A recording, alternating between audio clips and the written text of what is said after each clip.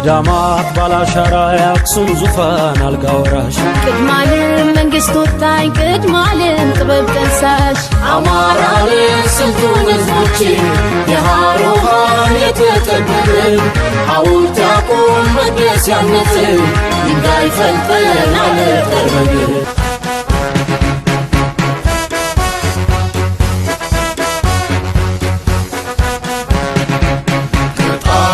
ሰማይ ስር የተቼው ዳሩ ማሽነው ለሀገሩ ሰላምን ሸምኖ በፊደላት ማሳ እውቀትን የዘራ ሸማ ፈትሎ ለባሽ ጠቢብ ነው አማራ።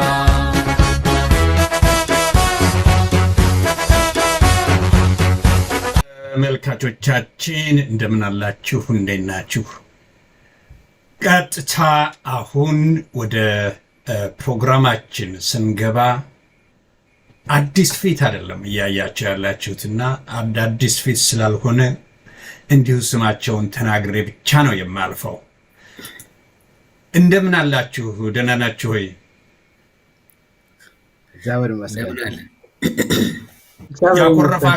ያኮረፋችሁ ትመስላላችሁ። ምን ነው?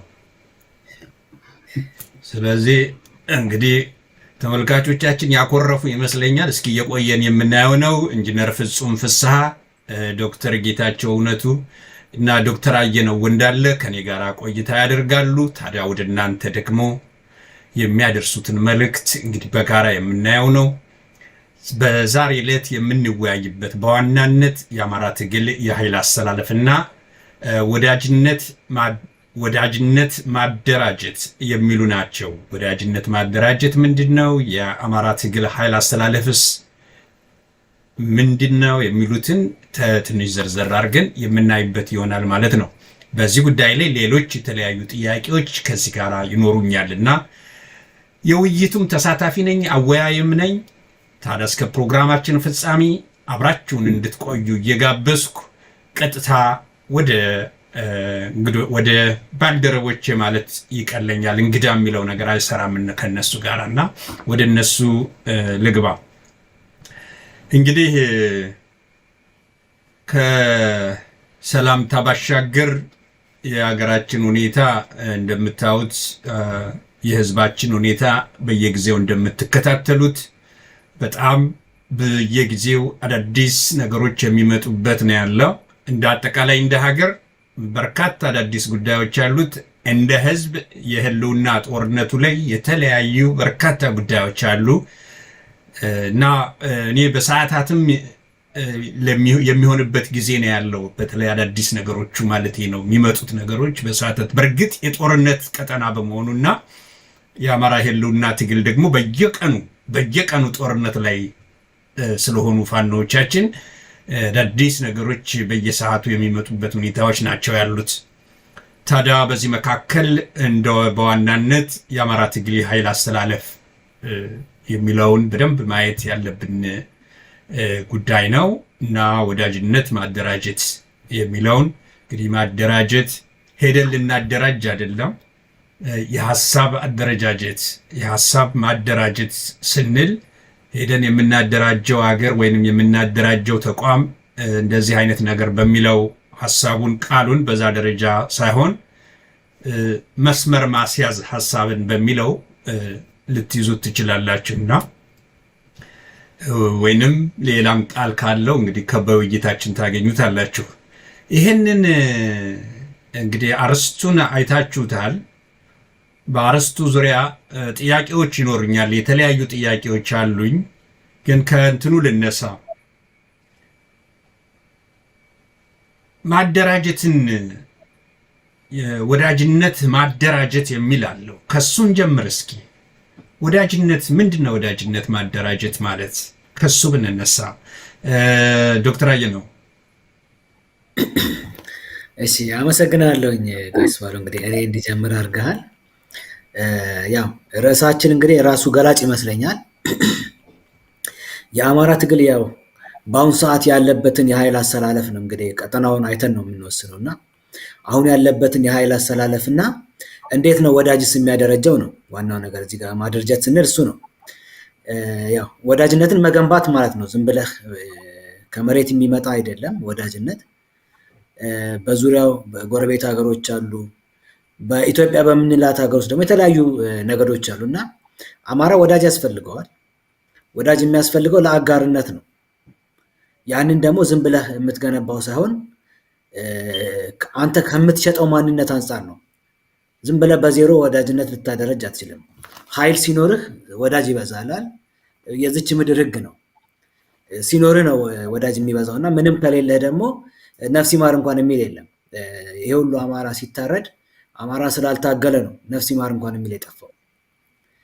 ተደራጅቶ ራሱ መብቱን ማስከበር ሲጀምርና እሳት ይዘው ለመጡት እሳት ሲመልስ ግን ዛሬ ያው ይብዛም ይነስም ደጋፊ እያገኘ ነው ያለው። የአማራን መሞት የሚያወራው በዝቷል። ስለዚህ ወዳጅነት በሂደት ነው የሚመጣው።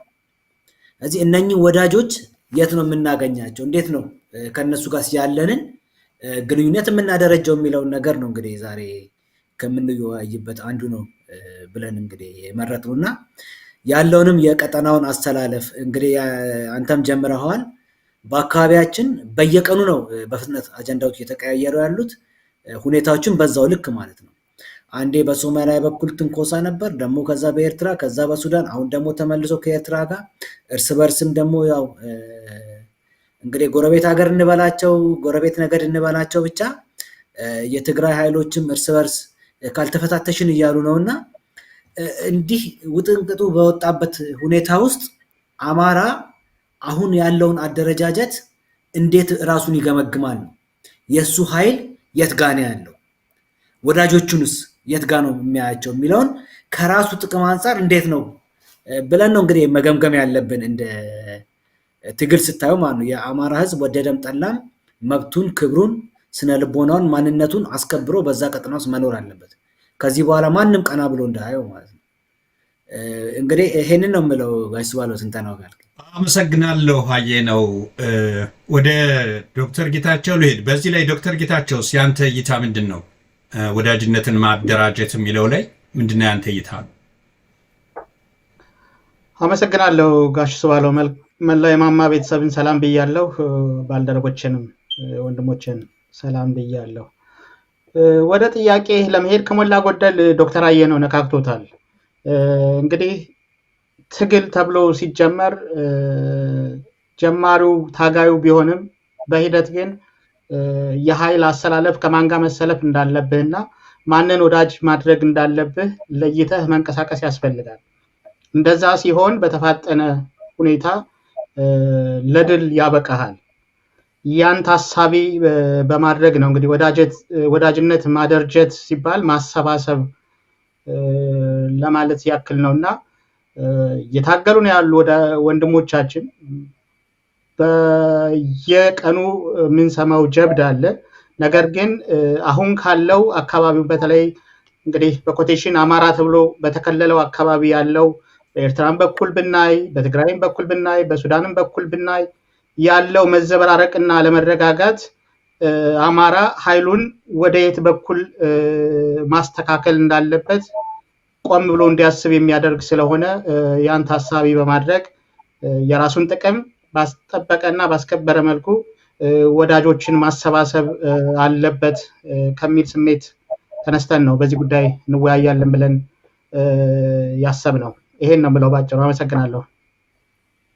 እሺ፣ በጣም አመሰግናለሁ ዶክተር ጌታቸው። ወደ ኢንጂነር ፍጹም ሊሄድ። ኢንጂነር ፍጹም በዚህ ላይ ይሄ ወዳጅነት ማደራጀት የሚለው ያው ቃላቶች እነሱም እንደጠቀሱት በተለያየ መንገድ የሚጠቀስ ነው። በአንተ እይታስ? መልካም እንግዲህ ትንሽ ቆይቼ ነው የመጣሁት። የማማ ቤተሰቦች እንዴት ናችሁ? እንዴት አላችሁ? ሰላም ናችሁ ወይ? እንግዲህ በተለያየ ዓለም የምትኖሩ ይሄን ሚዲያ ለምትከታተሉ ለዚህ ቤተሰብ ለሆናችሁ እንግዲህ ሰላም ናችሁ ወይ ማለት ፈልጋለሁ። በተጨማሪ ደግሞ ይሄ ሚዲያ ተደራሽ እንዲሆን በየቦታው ላላችሁ ወገኖች ሼር ላይክ እንድታረጉትም ግፊት ነው ማድረግ የምፈልገው። ምክንያቱም ይህ የአማራ ድምጽ የሆነ አማራ ገና ሌሎች ኢትዮጵያኖች ብለው አማራን በሚወጉበት ሰዓት ይሄ ሚዲያ እነዚህ ወገኖች ሳይሰለቹ ሳይደክሙ ድምፁ ገና እንኳን አማራነት መናገር በሚያሳፍርበት ጊዜ እነዚህ ወገኖችና ይሄ ሚዲያ ነው እንግዲህ አማራን አማራ ሆኖ እንዲነሳ ካበረታቱት ወይም እኛ አንድ ነገር ካደረግነው አንዱ አስተዋጽኦ አማራን የአማራነት ትግሉን ይዞ እንዲወጣ ያደረገ ሚዲያ ነውና ይሄ ሚዲያ ባካችሁ ቤተሰብ ለመሆን ሼር ለማድረግ እንድትሞክሩ ነው መጀመሪያ የምፈልገው። ወዳጅ እንድትሆኑም ነው የማሳስበው ማለት ነው። ወዳጅነት ማደራጀት የሚለው ራሱ በጣም ጥሩ ወርድ ነው። የአማራ ቋንቋ ጥሩ ወርዱ አንዱ ወዳጅነት የምታደራጀው አንደኛ ከጠላትህም ሊሆን ይችላል። ጠላትህ ብሎ ላሰብከው ነገር ወደ ወዳጅነት ታመጣዋለህ፣ ታቀርበዋለህ፣ ያለህን ፓርትነርሺፕ ታዘጋጃለህ። ከእንደገና ኢቭን በሐሳብ የተለየ ወገንህን ታስተካክላለህ። ለትግሉ አስተላለፍ በሚጠቅምህ ነገር ላይ ትነጋገራለህ። ከእንደገና ደግሞ ወዳጅ የሆነውንም ደግሞ ራሱ ታቀርበዋለህ እንደማለት ነው እና ይሄን ብቻ ልናገር። እንግዲህ በጣም አመሰግናለሁ። ዞሮ ዞሮ እንግዲህ ወዳጅነት ማደራጀት ያው ማዘገጃጀትን አጠቃላይ ዝግጁነትን የሚጠይቅ ጉዳይ ነው። መዘጋጀትን የሚያጠቃልል ጭምር ነው ቃሉ። በወዳጅነት ደረጃ እንግዲህ ያለውን አስተካክሎ መሄድ የሚቻልበት ሁኔታዎችን እያየን በውይይታችን መካከል በርካቶች ስለሚነሱ እዛ ላይ የምናየው ይሆናል። ማንሳት የምፈልገው በፋኖ አንድነት ዙሪያ አስተዋጽኦም ሊሆን ይችላል እና ወደ ድል በፍጥነት የሚያደርሰን መንገድ ምንድን ነው ብላችሁ ታስባላችሁ? አሁንም ወደ ካየነው ልጀምር። በፋኖ አንድነት ዙሪያ አንድነት ያስፈልጋል። በፋኖ አንድነት ዙሪያና ወደ ድል በፍጥነት ሊያቀርቡን የሚችሉ ጉዳዮች ምንድን ናቸው በአንተ እይታ? አጠቃላይ አማራን ትግል ማለት ነው። ያው እንግዲህ የምናየውን ነገር ነው የሚገልጸው እና የአማራ ህዝብ ትግል የኃይል አስተላለፉ ምን ይመስላል ብለን እየገመገምን ያለነውና ኃይሉ የአካባቢውን መልክዓ ምድራዊ ሚዛን ይወስናል። ጠንካራ ከሆንክ ያው ጥያቄን በውድም በግድም ታስመልሳለህ ማለት ነው። እዚህ የአማራ ኃይል አስተላለፉን እሱን በሚመጥን መልኩ ለማድረግ ራሱ ጠንካራ መሆን አለበት። የዛሬ 5 ዓመት ወይም ከዛ ፊት እንበለው አማራን ማንም በየቦታው የሚዘግነው ቆሎ ነበር፣ በተገኘበት ይገደል ነበር። ዛሬ ዋጋ ያስከፍላል አማራን መግደል፣ ቢያንስ ከድሮ ቀንሷል። ያኔ ቤታችንን መግባት እስኪያስጠላን ድረስ ነበር አማራ ሲታረድና የነበረውና ያ የቀረው በልመና አይደለም፣ በነገራችን ላይ በክንዱ ነው። እዛም ቤት እሳት አለ ማለት ስለቻለ ነው። እና ይሄ የመጠናከሩና ለውጥ መኖሩን ያሳያል። ወደ ስልጣን ተጨማሪ ደግሞ ጥያቄን ለማስመለስ በተለይ ህገ መንግስታዊ ጥያቄውን ለማስመለስ ደግሞ የሚያበቃው ኃይሉን ማጠንከር ነው። አሁን ያለው አደረጃጀት በቂ አይደለም። እንደምናየው የፋኖ አደረጃጀት ወደ አንድነት መምጣት አለበት። ሁሉም በየአካባቢያቸው ጠንካራ ቢሆኑም ስቲል በአካባቢያዊ ኃይል እንደተከፋፈለ ነው ያለውና ወደ አንድነት መምጣቱ ለድል ያበቀዋል። አሁን ባለው ሁኔታ ካየን ጦርነቱ እንዲራዘም ምክንያት ይሆናል። ከአካባቢ መውጣት አትችልም። የሚፈለገውን አጠቃላይ እንደ አማራ እንደ ህዝብ የመጨረሻ የምንፈልገውን ግብ አያደርሰንም። አሁን ባለው የጎጥ ወይም የአካባቢያዊ አደረጃጀት ማለት ነው። ወደድንም ጠላንም ወደ አንድነት መተን በአንድነት ተነስተን ጥያቄያችንን የሚያስመልስ የፖለቲካም ሆነ የወታደራዊ አደረጃጀት ፈጥረን ነው አዲስ አበባ መድረስ ያለብን። ይሄንን ለማድረግ ነው እንግዲህ የፋኖ አንድነት የኃይል አስተላለፉን ይወስነዋል ማለት ነው። አንድ ሳይኮን የተለያየ አካባቢ ፋኖ የጎጃም፣ የጎንደር፣ የወሎ፣ የሸዋ ብለህ ጥያቄን ዝም ብለህ በቀላሉ ታስመልስ አትችልም። ጠላቶቻችን እኛን ለመከፋፈል ነው እንጂ የሚሄዱት ከተቻለም ከዚህም በላይ እንድንከፋፈል ለማድረግ ነው እንጂ የሚሄዱት እኛን ወደ መፍራትና ጥያቄያችን ወደ ማስተናገድ አይሄዱ። ፋኖ ልዩነቱን ግን አጥብቦ ወደ አንድነት ከመጣ ያኔ ጥያቄውን ማስመለስ ይችላል። ይሄ ተፈጥሯዊ አካሄድ ነው። ልዩነት አይኖርም ማለት ነው። ልዩነት ሁል ጊዜ አለ። በነገራችን ላይ ልዩነትን የመፍታት ዘዬው ላይ ነው ችግር ያለው። ባንዳና እውነተኛውን አርበኛ የምትለየው እዛ ጋር። ባንዳ ሁል ጊዜ ለመከፋፈልና ችግርን እያገነነ ይበስ ለማባባስ ሲሄድ፣ እውነተኛው አርበኛ ግን ልዩነቶች እንደሚኖሩ ተረድቶ የችግሮቹ አፈታት ላይ ነው የሚያተኩረው። ለምን? መዳረሻ ግቡን ያውቃል። የአማራ መዳረሻ ግብ ግልጽ ነው። ከዚህ በፊት ብዙ ተነጋግረንበታል። ስለዚህ መዳረሻቸው ግብ አንድ ከሆነ ወደ አንድነት የሚሄዱበትን መንገድ ማሳለጥ ይችላሉ ማለት ነው። ልዩነትን ማስተናገድ ነው ለግብ ሲባል። ይሄ የነሱ ወደ አንድነት መምጣት ጉልበታቸውን ያፈረጥመዋል። ከባንዳ ጋር አንድ ሆኖ እያልኩኝ አይደለም። ይሄ እንዲታረም እፈልጋለሁ። ይሄ ሁሌ ግልጽ መሆን አለበት። ከባንዳ ጋር ዛሬ አንድነት ፈጥራለሁ ብሎ ማንኛውም አይነት የአንድነት ዘዬ በየትኛውም መልኩ ይበሉት፣ በመተባበርም በሌላም በለው፣ ከባንዳ ጋር የሚኖር ማንኛውም አይነት ትብብርም ሆነ አንድነት ኋላ ዋጋ ያስከፍላል። እዚህ እየተናገርኩ ያለሁት ከባንዳ ጋር የሚደረግ አንድነት አይደለም። የእውነተኛ አርበኛ ልጆች በአንድ ላይ ወደ አንድነት ሲመጡ ከውስጣቸው ያለውን ያጠራሉ ለማለት ያክል ነው ባንዳ ያልኩት እንጂ በተአምር ከባንዳ ጋር የሚኖር አንድነት የለም። እውነተኛዎቹ ግን ወደ አንድነት ለመምጣት ችግራቸውን ፈተው የኃይል ሚዛኑን መቀልበስ ይችላሉ። አንድነቱ ነው አሁን ያለውን ጦርነት ከአማራ ክልል ሊያስወጣው የሚችለው። በአካባቢውም ያለውን የቀጠናዊ የኃይል ሚዛን የሚለውጠው እሱ ነው። ይሄ የሚኖረን ወዳጆች ቁጥር ይጨምራል። ጉልበት ስላለ ወዳጅ ታፈራለህ። ወዳጅ ካለህ ጥያቄህን በመላው ኢትዮጵያ ተቀባይነት እንዲኖር፣ ከኢትዮጵያም አልፈህ በአካባቢው ተቀባይነት እንዲኖረው፣ ከዛም አልፈን በዓለም አቀፍ ደረጃ የአማራ ጥያቄ ተሰሚ እንዲሆን ማድረግ ይቻላል።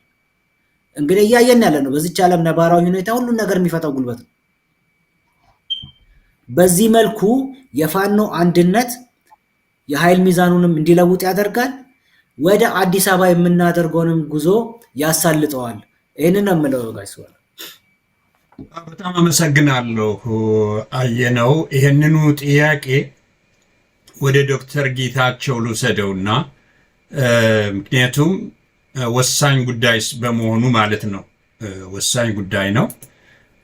እንግዲህ ዶክተር ጌታቸው አንተስ ጥያቄውን ግልጽ ላድርገው፣ ምናልባት ልድገሙ። በፋኖ አንድነት ዙሪያ ያሉ አስተዋጽኦ ሊደረጉ የሚችሉባቸው ጉዳዮች እና ወደ ድል በፍጥነት የሚያደርሰን መንገድ ማለት ነው። ወደ ድል በፍጥነት ድሉ የሚቀርብ አይሆንም፣ በፍጥነት ግን ሊያደርሰን የሚችልበት ለማለት ያህል ነው። አመሰግናለሁ። በአንዳንዱ ነገር ከዶክተር አየነው ጋር እስማማለሁ፣ በአንዳንዱ ነገር ደግሞ አልስማማም። አቋሜን ግልጽ አድርጌ ልጀምር ብዬ ነው። መጀመሪያ ከምስማማበት ስጀምር አንድነት ኃይል ነው። በዚህ መቼም ማንም ወደኋላ ይላል ብዬ አላስብም። የተለየ ሀሳብ ይኖረዋል ብዬ አላስብም። ሁልጊዜ ኃይልህን ባሰባሰብክ ቁጥር የመጀመሪያ ተጠቃሚ የምትሆነው ራስህና በአንተ ዙሪያ ያሉ ናቸው። ግልጽ ነው። ነገር ግን የአማራን ትግል አንስተን ስንነጋገር ማሰብ ያለብን መጀመሪያ ብዬ የማስበው የመጣንባቸውን የትግል ጊዜያቶች በጣም ማስታወስ ያስፈልጋል ብዬ አስባለሁ። ህዝባችን በጣም ሰቆቃ ላይ ነው።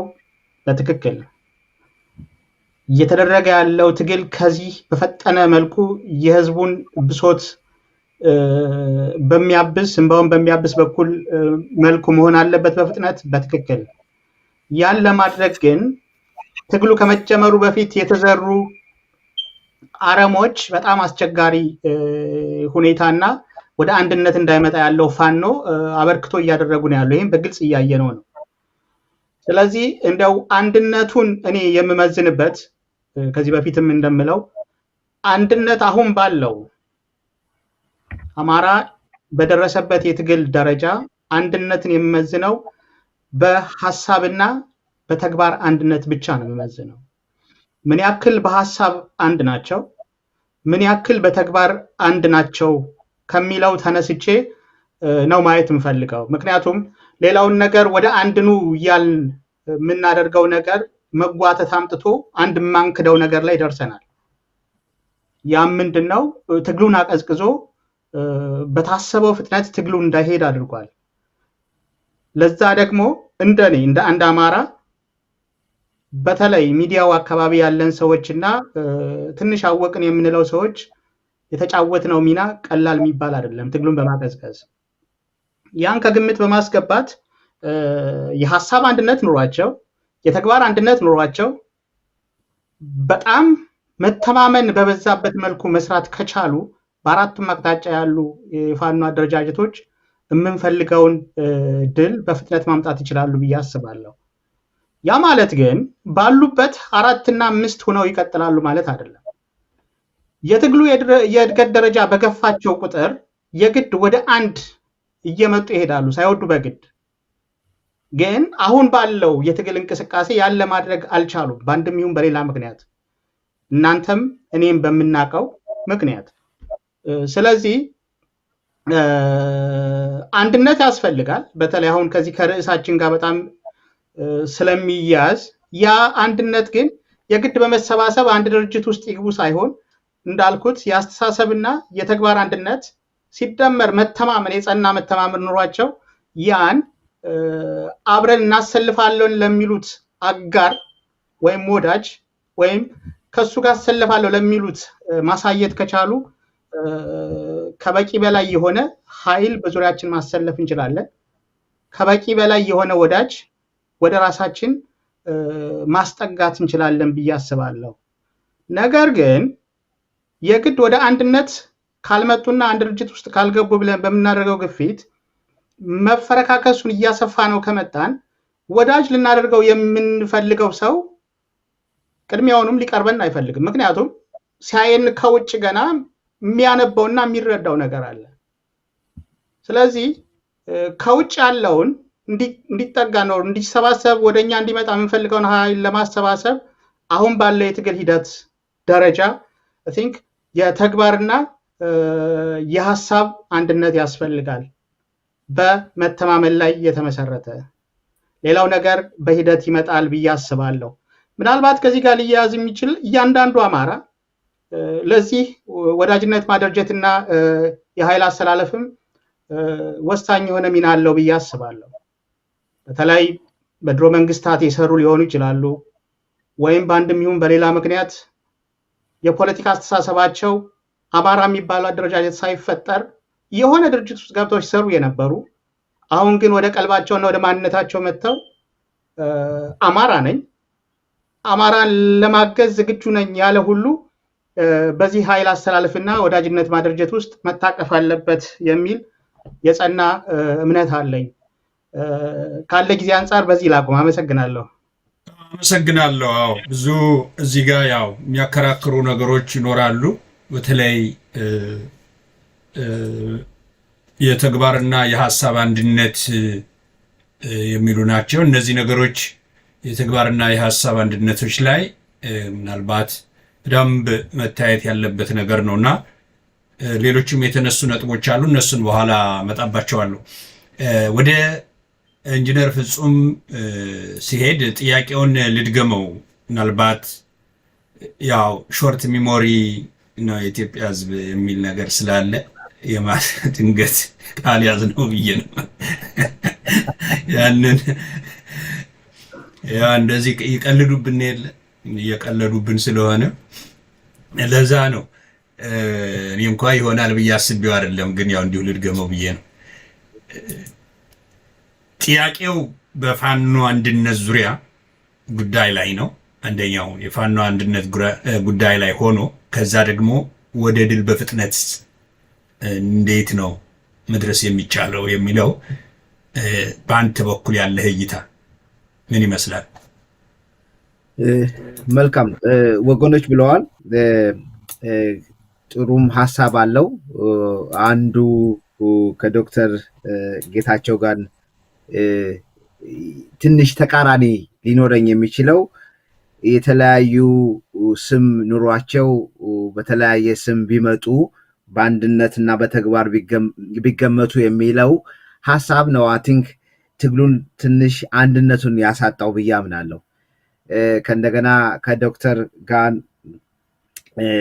ሌላኛው ተቃርኖዬ አንዱን ለምሳሌ ባንዳ ምናምን የምንለው ነገሮች አሉና እነዚህ ነገሮች ከአማራ ትግል ካልወጡ ትግሉን ወደኋላ ይወስዳል ብዬ ነው የማስበው።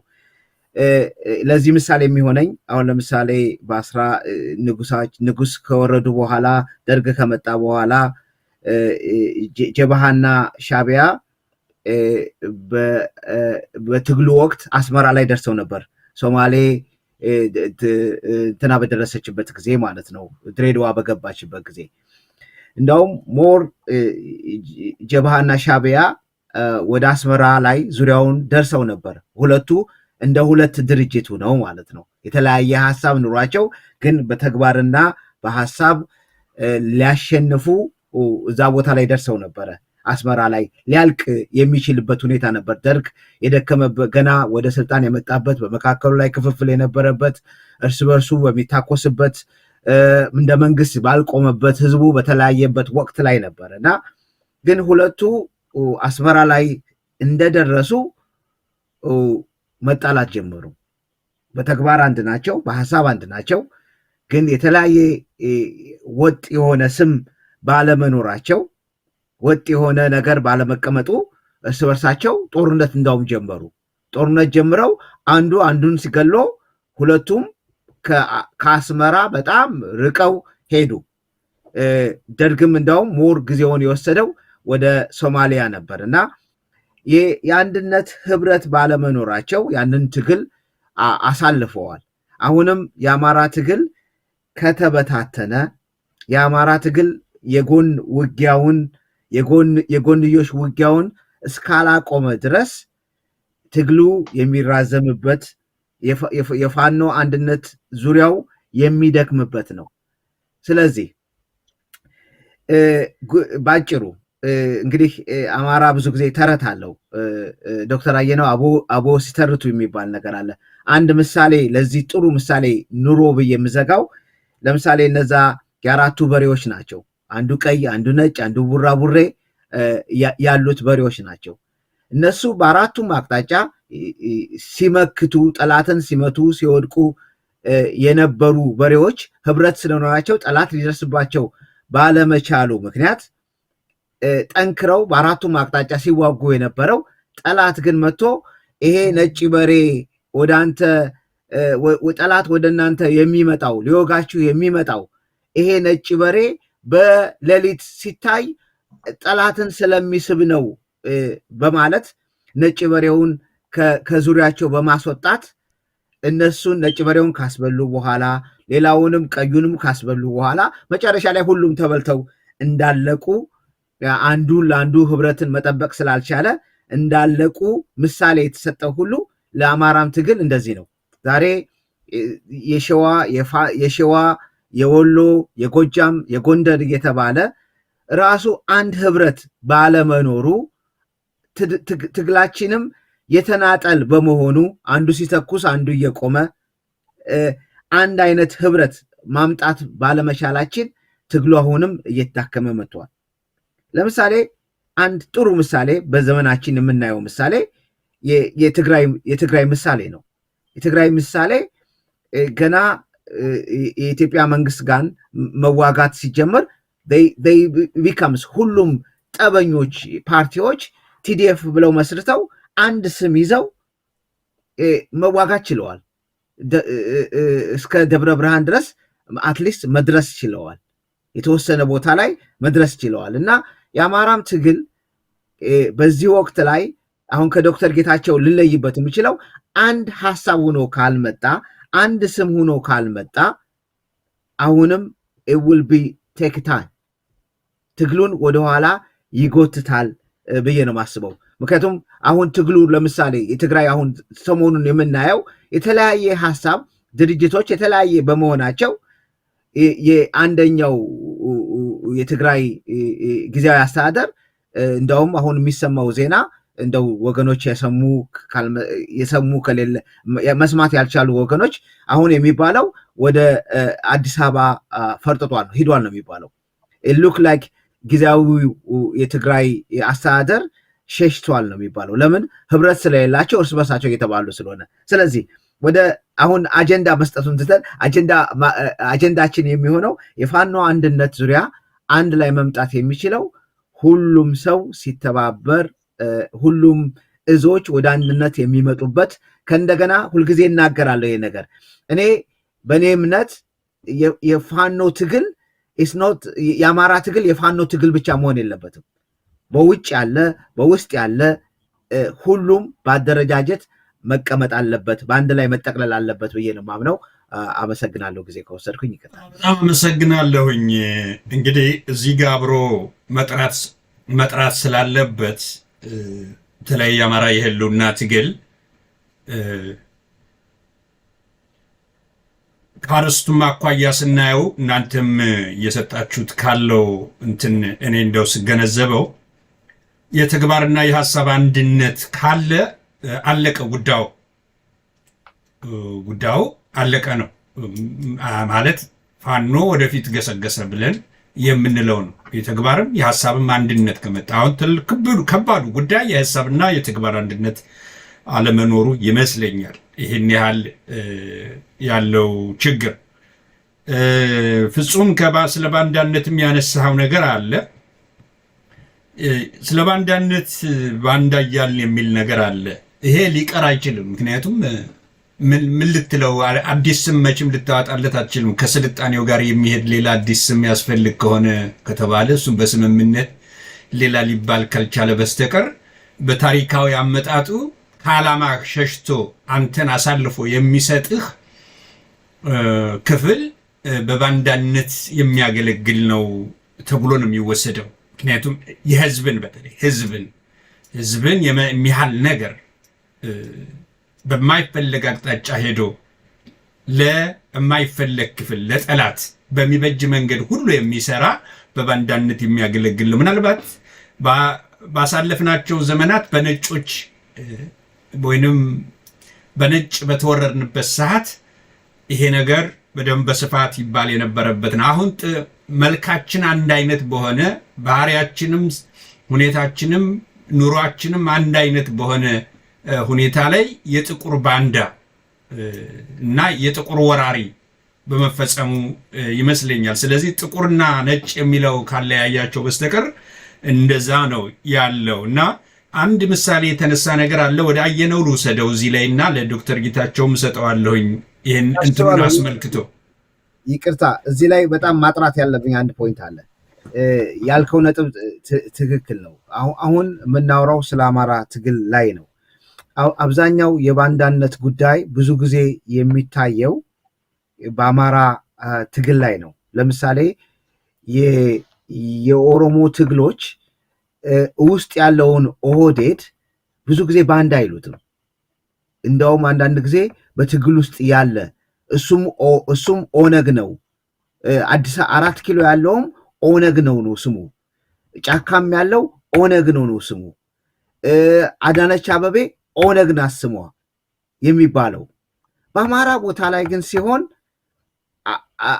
እንትኑ ባንዳው በጣም ይበዛል። በትግራይ ላይ ሲሆን ባንዳ ነገር አትሰማም። ብዙ ጊዜ የምንሰማው መጀመሪያ አንዱን ኃይል ወደኛ ከማፍለስ ይልቅ ወደ ጥሩዎቹ ከማምጣት ይልቅ ያኛውን ካታጎራይዝ እናደርገዋለን። ይሄ ባንዳ የሚለው ካስተዋላችሁ ብዙ ጊዜ ያለው በብአዴን ላይ ብቻ ነው እና ይሄንም ነገር መቅረት አለበት። ካታጎራይዝ የምናደርገው ነገር መቅረት አለበት። ያንን አማራ በእርግጥ አሁንም ባንዳ ነው ማምጣት መቻል አለብን። ግን ያንን ስም ካታጎራይዝ የምናደርግበት ስም መቅረት አለበት ለማለት ፈልጌ ነው። በጣም አመሰግናለሁ።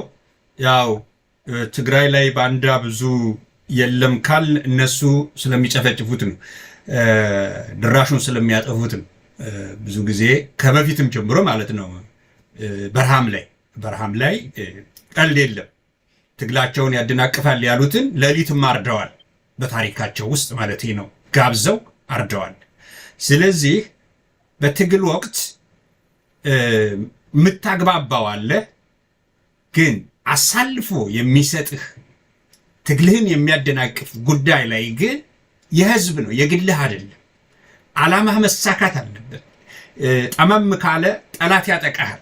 ከዛ አኳያ የባንዳነት ግልጋሎቱ ስሙ ያንን የሚይዝ ይመስለኛል። በኦሮሞ እንግዲህ ወደ አየነው ሊድ አየነው ይሄ የሚነሱ ነገሮች ላይ እንደዚህ አይነት አሁን ይሄ የአንድነት ጉዳይ ላይ ቅድም ዶክተር ጌታቸው ያነሳው የተግባርና የሀሳብ አንድነት የሚለው ላይ የዓላማ ልዩነቶች አሉ። ይሄ ጉዳይ እንዴት ነው አንተ ጋር? እሺ አመሰግናለሁኝ። ነገሩ እንግዲህ በጣም የሚያወያይ ቶፒክ ስለሆነ ነው። በጌታቸው እኮ እስማማለሁኝ። የተግባርና የዓላማ አንድነትማ ያስፈልጋል። የሀሳብ አንድነት የግድ እኮ ነው። አሁን ምንድን ነው ከፍጹም ጋር ባለው ነገር እስማማለሁ። አሁን ከቃል አተረጓጎም ላይ ነው ልዩነታችን ብዬ የማምነው። የአማራ ትግል ግልጽ የሆነ መዳረሻ ግብ አለው። የህልውና ትግል ችግር ያለበት ህዝብ ነው። የህልውና ችግሩን ደግሞ የሚቀርፈው 4 ኪሎ ገብቶ ስልጣን በመቆጣጠር በአማራነቱ። ይሄ የአማራ ብሔረተኝነት መነሻው መዳረሻው ነው። የህልውና ትግሉን ቀርፎ ለዘላለም መፍታትና ጠላቶቹን ደግሞ ዳግመኛ እንዳይነሱ አድርጎ መቅበር አለበት። ጠላቶቹ እነማን ናቸው? ከትግራይ ህዝብ የወጡ የትግራይ ነፃ አውጪዎች፣ ከኦሮሞ ህዝብ የወጡ የኦሮሞ ነፃ አውጪ ነን የሚሉ ፖለቲካቸውን በአማራ ኪሳራ፣ በአማራ እንደ ህዝብ መጥፋት ትርፍ የሚሰሩ ናቸው። እነኚህ የዘላለም ጠላቶቻችን ናቸው። ከነኚህ ጋር አብረን መቀጠል አንችልም። ወያኔ ነበረ፣ አሁን ደግሞ የብልጽግና ብሎ ስሙን ቢቀይርም የዛው የአባትና ልጅ ናቸው። እነኚህ ጠላቶቻችን ናቸው። ከነኚህ የቀደመ ጠላት የለን። የእነሱን ዓላማ ደግሞ መጥረቢያ ሆኖ የሚያስፈጽመው ብአዴን ነው። ከባዕዴን የተለየ ባንዳ ሊኖር አይችልም። ሌላ እንግዲህ ቃል ካልመጣ በስተቀር ከባዕዴን የተሻለ ባንዳ ማንም ሊገልጸው አይችልም።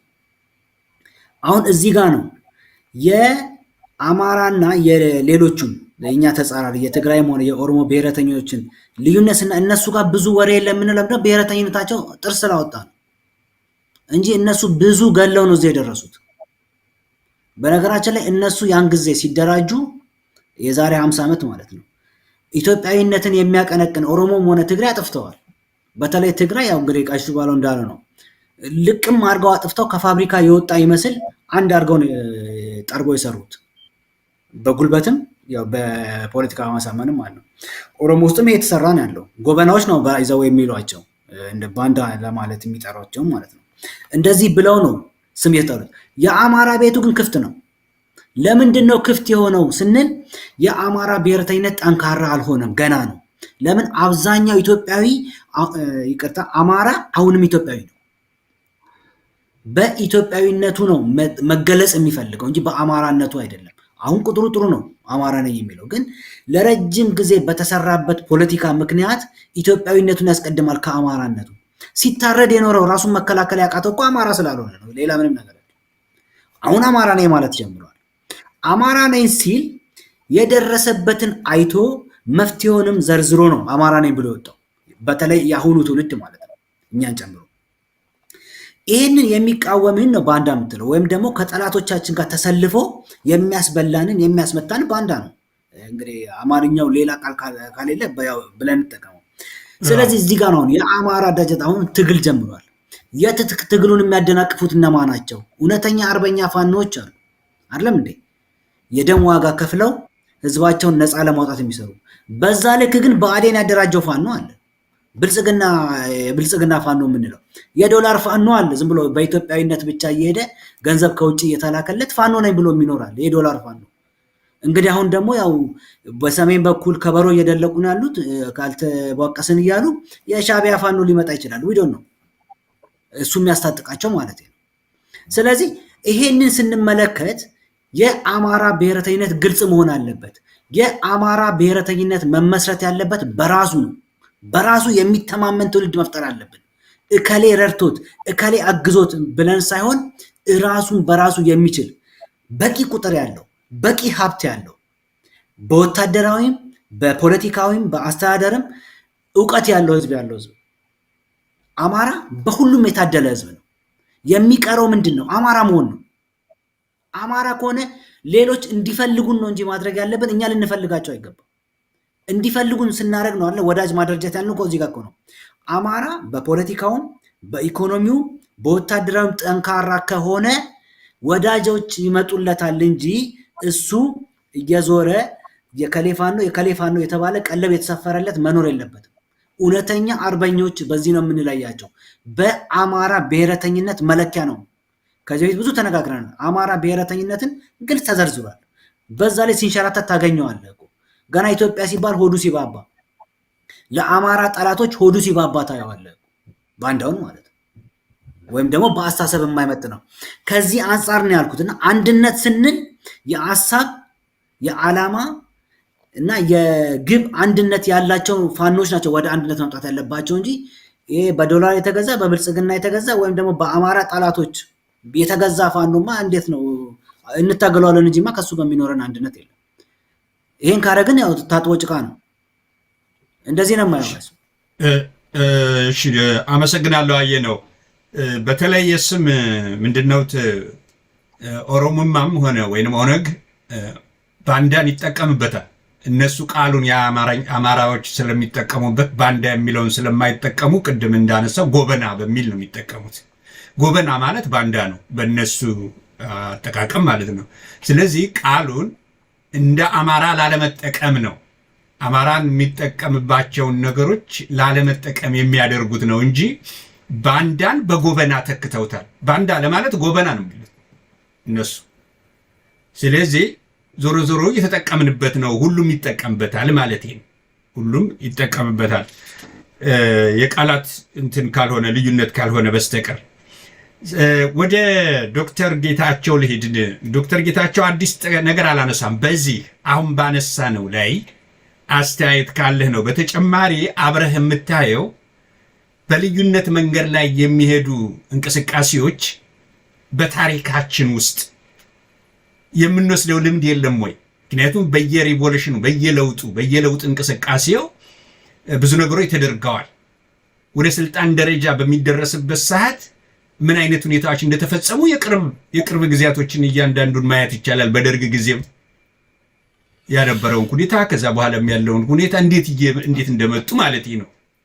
አልፈን ብንሄድ እያንዳንዱ አጎራባች ሻቢያንም ብንሄድ እንዴት አድርጎ ነው የደረሰው እዛ የሚለው ሁሉ ነገር አለ እና ይሄ ነገር ታሪክን እንድናያይ ትምህርት ሊሰጠን አይችልም ወይ? ያለፈውም ነገር ራሱ አብሮ አሁን ለምንወያየው ነገር ትምህርት ሊሆን አይችልም ወይ? የዓላማ አንድነት አለመኖር የሚያመጣው የመጨረሻ እንቅስቃሴ ላይ ሄዶ ማለት ነው ምንጮኸው ከወዲሁ መጥራት አለበት የምንለው ያ ነገር እየታየን አይደለም ወይ? እንዴት ታየዋለህ? ይሄንንም አብረህ አጠቃለየውና ወደ ቀጣይ ጥያቄዎች ልሻገር።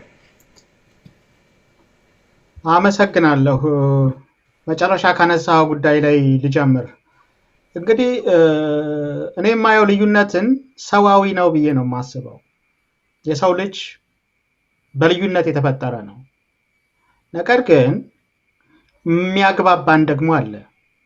ልዩነታችን ልዩነት እንዳለ ይቀመጥና በሚያግባባን ላይ ለመስራት ዝግጁ መሆን አለብን ነው። እንደዛ ነው የማየው። ያልከው የጥንቶቹንም ትግሎች ብታይ በልዩነት ብዙ የተኮላሹ ትግሎች አሉ። ወደዛ እንዳንሄድ መጠንቀቅ አለብን ነው። ወደዛ እንዳንሄድ መጠንቀቅ አለብን ካል ምንድነው ማድረግ ያለብን? ቅድም እንዳልኩት የሐሳብ አንድነቱና የተግባር አንድነቱ ያስፈልጋል። በምን ላይ የተመሰረተ? በመተማመን ላይ። ፍጹም ላምንህ ይገባል፣ ፍጹም ልታምነኝ ይገባል። ላዳምጥህ ይገባል፣ ልታዳምጠኝ ይገባል። ልዩነት ይኖር ይችላል። በአካሄድ ልንለያይ እንችላለን። ነገር ግን መዳረሻችን አንድ እስከሆነ ድረስ ተደማምጠን የተሻለውን ይዘን መሄድ አለብን ነው። እንድንደማመጥ ግን ከግብዝነት መውጣት አለብን። አንዳንድ ጊዜ እውነትን መናገር አለብን። ስለ አማራ ትግል የህዝቡን ሰቆቃ መቀነስ አለብን ብለን የምናስብና እንግልቱ እንዲያጥር የምንፈልግ ከሆነ በትክክል ተናግረን መወቀስ ያለበትን መውቀስ፣ መታረም ያለበትን ለማረም ዝግጁ መሆን አለብን። በጣም ግብዝነት የበዛ ነገር ታያለ። በአራቱም የፋኖ አደረጃጀቶች እኔ ካልሆንኩ የሚል ነገር መጥፋት አለበት። አማራን ነው ማስቀደም ያለብን ብዬ ነው የማስበው። ህዝባችን አስቀድመን ለህዝባቸው እኮ ነው ሊሰው የወጡት። ስለዚህ ህዝቡን አስበው እኔ ከሚሉ ይልቅ ህዝባችን ብለው መስራት አለባቸው ብዬ አስባለሁ። ምናልባት ፍጹም ያነሳውን አንድነቱ አሁን ካልመጣ አያስቸግርም ወይ የሚል አይነት የሚመስል ሐሳብ አንስቷል። የጀብሃና የሻዕቢያን አንስቷል። እንግዲህ ካነበብኩት ነው ጉዳዩን ለባለ ታሪኮች ወይም ለታሪክ አጥኚዎች ልተውና think የሻዕቢያና የጀብሃ ዋና ልዩነት መዳረሻም ችግር ያለበት እንደሆነ አንብቤያለሁ። 1-2-3 መጽሐፍን ሳገላበጥ ጀብሃ እስልምና የሚመስል ነገር ነው ኤርትራ ውስጥ ማቋቋም የሚፈልገው ወራስ ይሄኛው ደግሞ የለም የሚል አይነት ቆሟል። ስለዚህ ሰፋ ያለ ልዩነት አላቸው ማለት ነው። አማራ እኮ የሰፋ ልዩነት የለውም፣ መደማመጥ ነው ያቃተው እንጂ እኮ ያን ያክል የሰፋ ነገር ኑሮት አይደለም። እንዳልኩት ከግብዝነት ወጥቶ አይ የኔ ብቻ ነው ትክክል ከሚል አስተሳሰብ ወጥተው ቁጭ ብለው መደማመጥ ነው ያቃታቸው። ያን እንዲያደርጉ ግፊት ማድረግ አለብን ነው። ሌሎቹ ጋር ያ አንድነቱን ያመጡት በጉልበት ነው። ይሄ ግልጽ ነው። ምናልባት እንደው በትክክል ካስታወስኩት የኮሎኔል ፍስሐ ደስታን አብዮቱና ትዝታ የሚል መጽሐፍ ላይ በጣም ትግራይ ውስጥ በጣም ያስቸግሯቸው ነበር። ኢትዮጵያዊኒስት የሆኑ የትግራይ ሰዎች ነበሩ፣ የእውነት ኢትዮጵያን የሚወዱ አሁንም የሉም ማለት አይደለም። ነገር ግን በነበረው ትጥቅ ትግል ውስጥ ህወሓት እነዚህ ኢትዮጵያዊ የሆኑ ሰዎችን አድኖ ያጠፋበት ምክንያት በሰላዮቻቸው ስም ዝርዝራቸውን አጽፈው ኬላ ላይ እንዲያዙ አድርጎ ነው ያስረሸናቸው። ኦርሲያ ያው እንግዲህ ደርግንም በአእምሮ ጨዋታ ስለበለጧቸው ነው። እነዚህ በኢትዮጵያዊነት የሚያሰባስቡ በኢትዮጵያዊነት ሰውን አትራክት የሚያደርጉ ትልልቅ አባቶችን ያስጨፈጨፏቸው እኛ ጋር ነው የሚሰሩት የሚል ደብዳቤ ከኪሱ ውስጥ አንዱ ይዞ ተገኝቶ ሲነበብ የነዛ ሰዎች ነው። ስለዚህ ህወሓት ጋር ትሰራላችሁ በሚል ነው ያስጨፈጨፏቸው እና ያ አንድነቱን ያመጡት በጉልበት ነው። ግን ያን ሲያመጡ ኢነብሊንግ ኢንቫይሮንመንት ነበራቸው። አስቻይ ሁኔታ ውስጥ ሆነው ነው ያን ያመጡት። አማራ ግን አስቻይ ሁኔታ የለውም ነው። በሰማይም በመሬትም እሳት እየዘነበበት እየገደልክ ታመጣው አትችልም። እኔን ለምሳሌ ለመግደል የሚመጣው አካል ችግር የለም እኔን ሊያጠፋ ይችላል። ግን በእኔ የሚያኮርፈው ሰው ትግልህን ይጎትተዋል። ስለዚህ ወደዛ አይነት ሳይሆን ወደ መደማመጥ ነው መሄድ ያለብን። የሚያዋጣን እሱ ነው ከሚል ነው እየተናገርኩ ያለሁት እና እንደው ምናልባት ያነሳችሁትን ነገር አድሬስ ካደረግኩት ይሄ ነው ብዬ አስባለሁ። ሜቢ ያላነሳው ካለ እንመጣበታለን።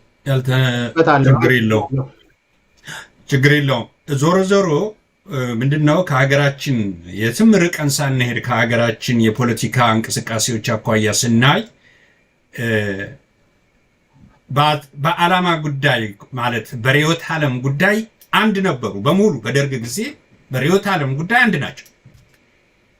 ሁሉም የሶሻሊስት ተከታዮች ናቸው። ግን ችግሩ ምንድነው? ችግሩ የተለያዩ አመጣጦች፣ የተለያዩ ፍላጎቶች፣ የተለያዩ ነገሮች ስለነበሩ ነው። ዓላማቸው አንድ ሆኖ አገርን ወደ ሶሻሊስት ስርዓት መውሰድ ከሆነ ኮሙኒስት መሆን ከሆነ የነሱ እንትን ምንም ችግር የለም ማለት ነው። ምንም ችግር አልነበረባቸውም የርዕዮተ ዓለም። ችግሩ ግን ከዛ ጀርባ የነበረው ጉዳይ ነው። ያ የጠራ ነገር ስላልነበር ነው። ስለዚህ እያንዳንዱ አንዱን ለመዋጥ የተዘጋጀበት ሁኔታዎች ስለነበሩ እንግዲህ ኢህአፓ ከመኢሶን ጋር ዝም ብሎ አይደለም የተነሳው። ሁሉም እዚሁ አውሮፓ የሚተዋወቁ ናቸው። እዚሁ አውሮፓ የተማሪዎች ጉዳይ ነው። ከዛ ነው ወደ መሬት የገባው።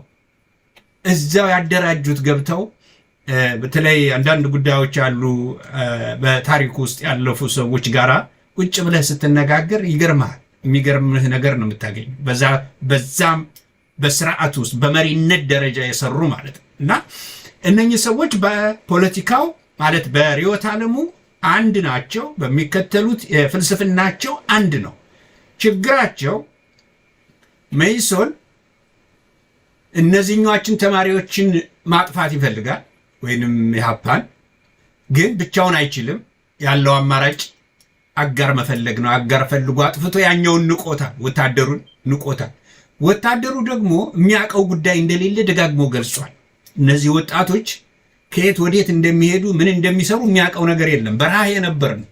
በረሃ ነው የነበረው። ስለዚህ እርስ በርሱ የየራሱ ፍላጎት ስለነበረው ይሄ ታሪክ ዛሬ ይጠቅመናል ካየነው፣ ቁጭ ብለን ከዳሰስነው ምን እንማርበታለን ካል ይጠቅመናል።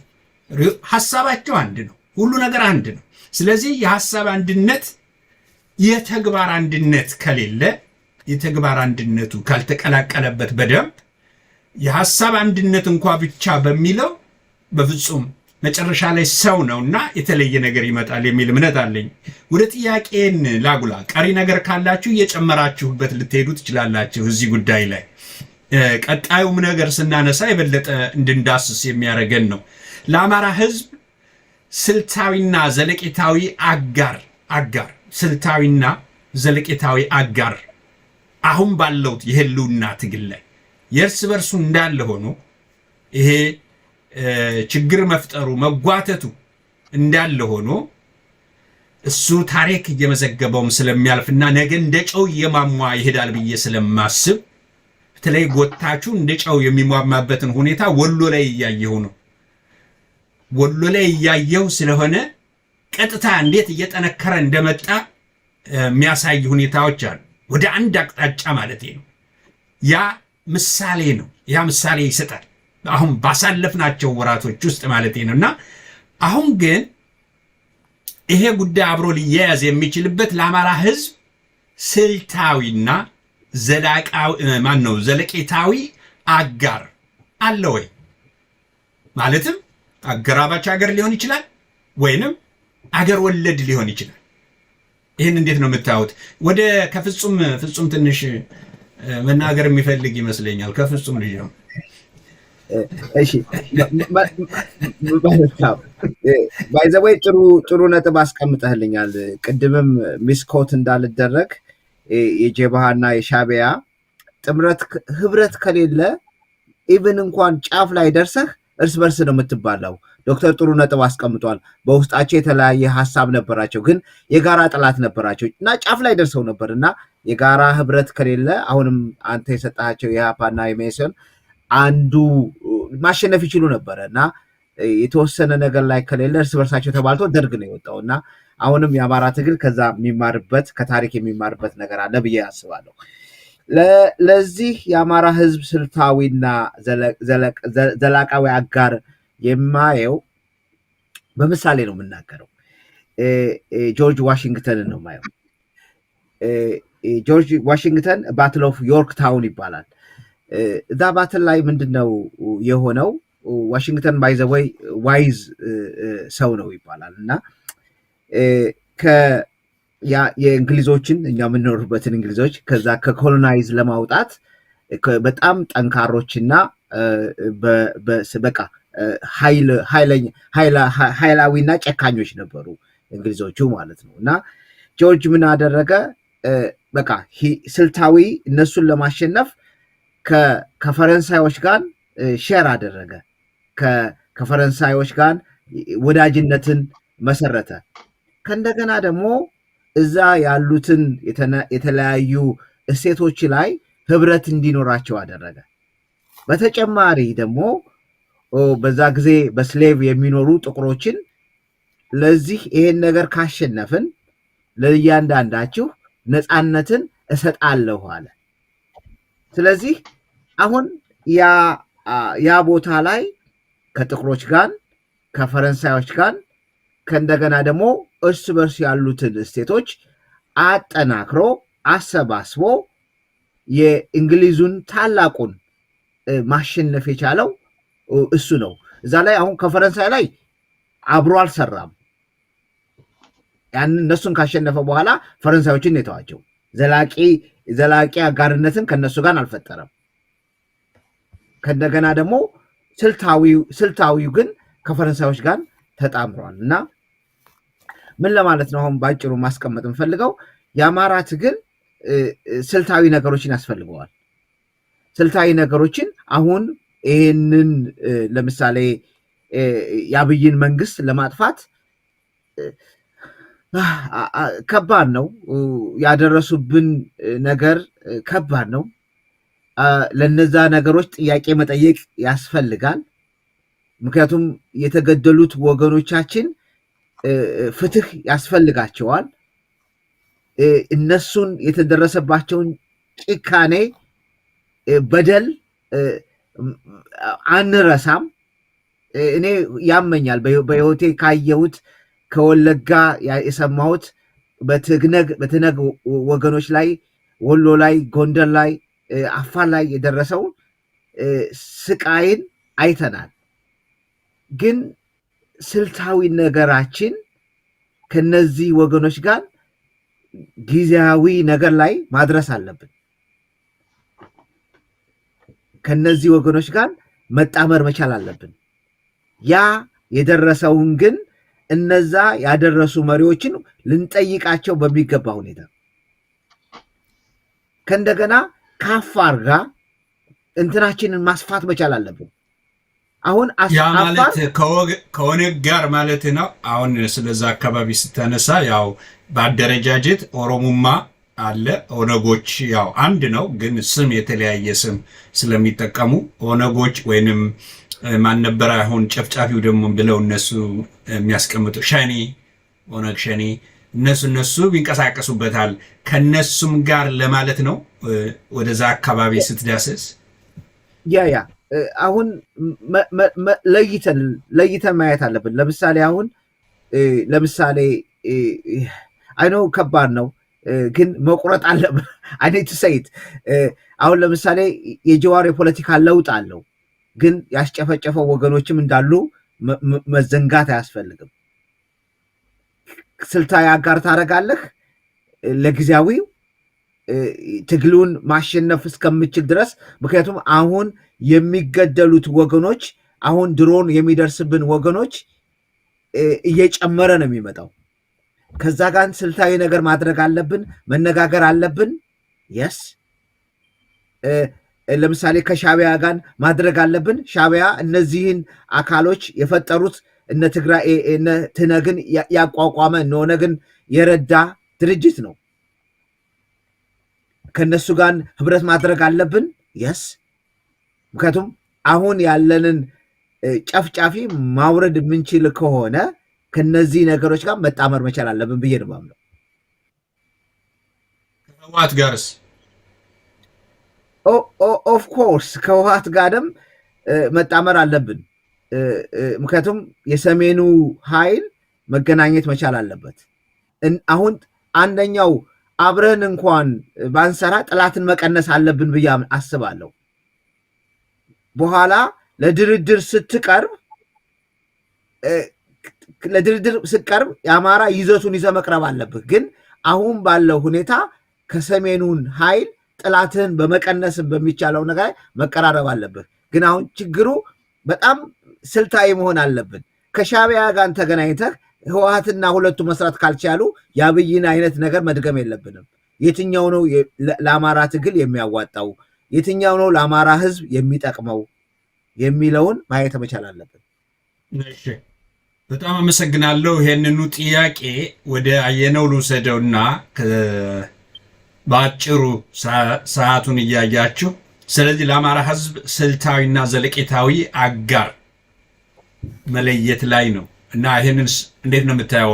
አየነው። እሺ ጋሽ ስባሉ አመሰግናለሁ። ፍጹም የተወሰነውን ተናግሯል። እንግዲህ የምስማማበትም የማልስማማበትም ይኖራል ማለት ነው። ቅድም እንዳልኩት ነው እንግዲህ በፖለቲካ ኃይል አስተላለፍን ማስተካከል የመጀመሪያው ነገር ነው። ጉልበት ከሌለ ምንም አይደለም በፖለቲካ ድርድር ውስጥ ማለት ነው። የምትደራደርበት ካርድ ከሌለህ የሚሰማህም ነገር የለም። ስለዚህ በመጀመሪያ ያስፈልጋል። ከዛ በኋላ ነው ዘለቄታዊም ሆነ ስልታዊ አጋርና ውጤት ነው። አሁን ባለው ነባራዊ ሁኔታ ጥሩ ነው፣ እየጠነከረ ነው ያለው። ጠንካራ ኃይል ነው፣ በነገራችን ላይ የሚፈራ ኃይል ነው። እኛ ከዚህ በላይ በአካባቢው የሚፈራ ኃይል እንዲሆን ስለምንፈልግ ነው እንጂ አደረጃጀቱ በፊት እንደነበረው አይደለም። በምንፈልገው ፍጥነት አልሄደልንም ከሚል አንጻር ነው እንጂ ጠንካራ አደረጃጀት ነው ያለው። ወደ ወዳጅ ፍለጋ ስንመጣ መጀመሪያ የቅርብ ወዳጅ ነው የሚኖርህ ከሩቅ ከመሄድ በፊት ማለት ነው። አሁን በአቅራቢያችን ያሉት እነማናቸው ብሎ መለየት አለበት። አማራ በሳል ፖለቲከኛ የሚያስፈልገው እዚህ ጋር ነው። እነማናቸው በዙሪያችን ያሉት የሚለው ነገር ነው። ፍጹም ያለውን ነገር እንደወረደ ባልቀበልም የእሱ ሀሳብ እንደገባኝ ከሆነ በተቻለ መጠን ጠላት መቀነስ በሚለው ነው እየሄደ ያለው። ጠላት መቀነስ በጣም ጥሩ ነገር ነው። ሆኖም ግን ምንም ብታደርገው ወዳጅ ሊሆን የማይችልም ደግሞ ጠላት አለ። ለምሳሌ አሁን ትነግን እንውሰደው ወይም ደግሞ ኦነግን እንውሰዳቸው።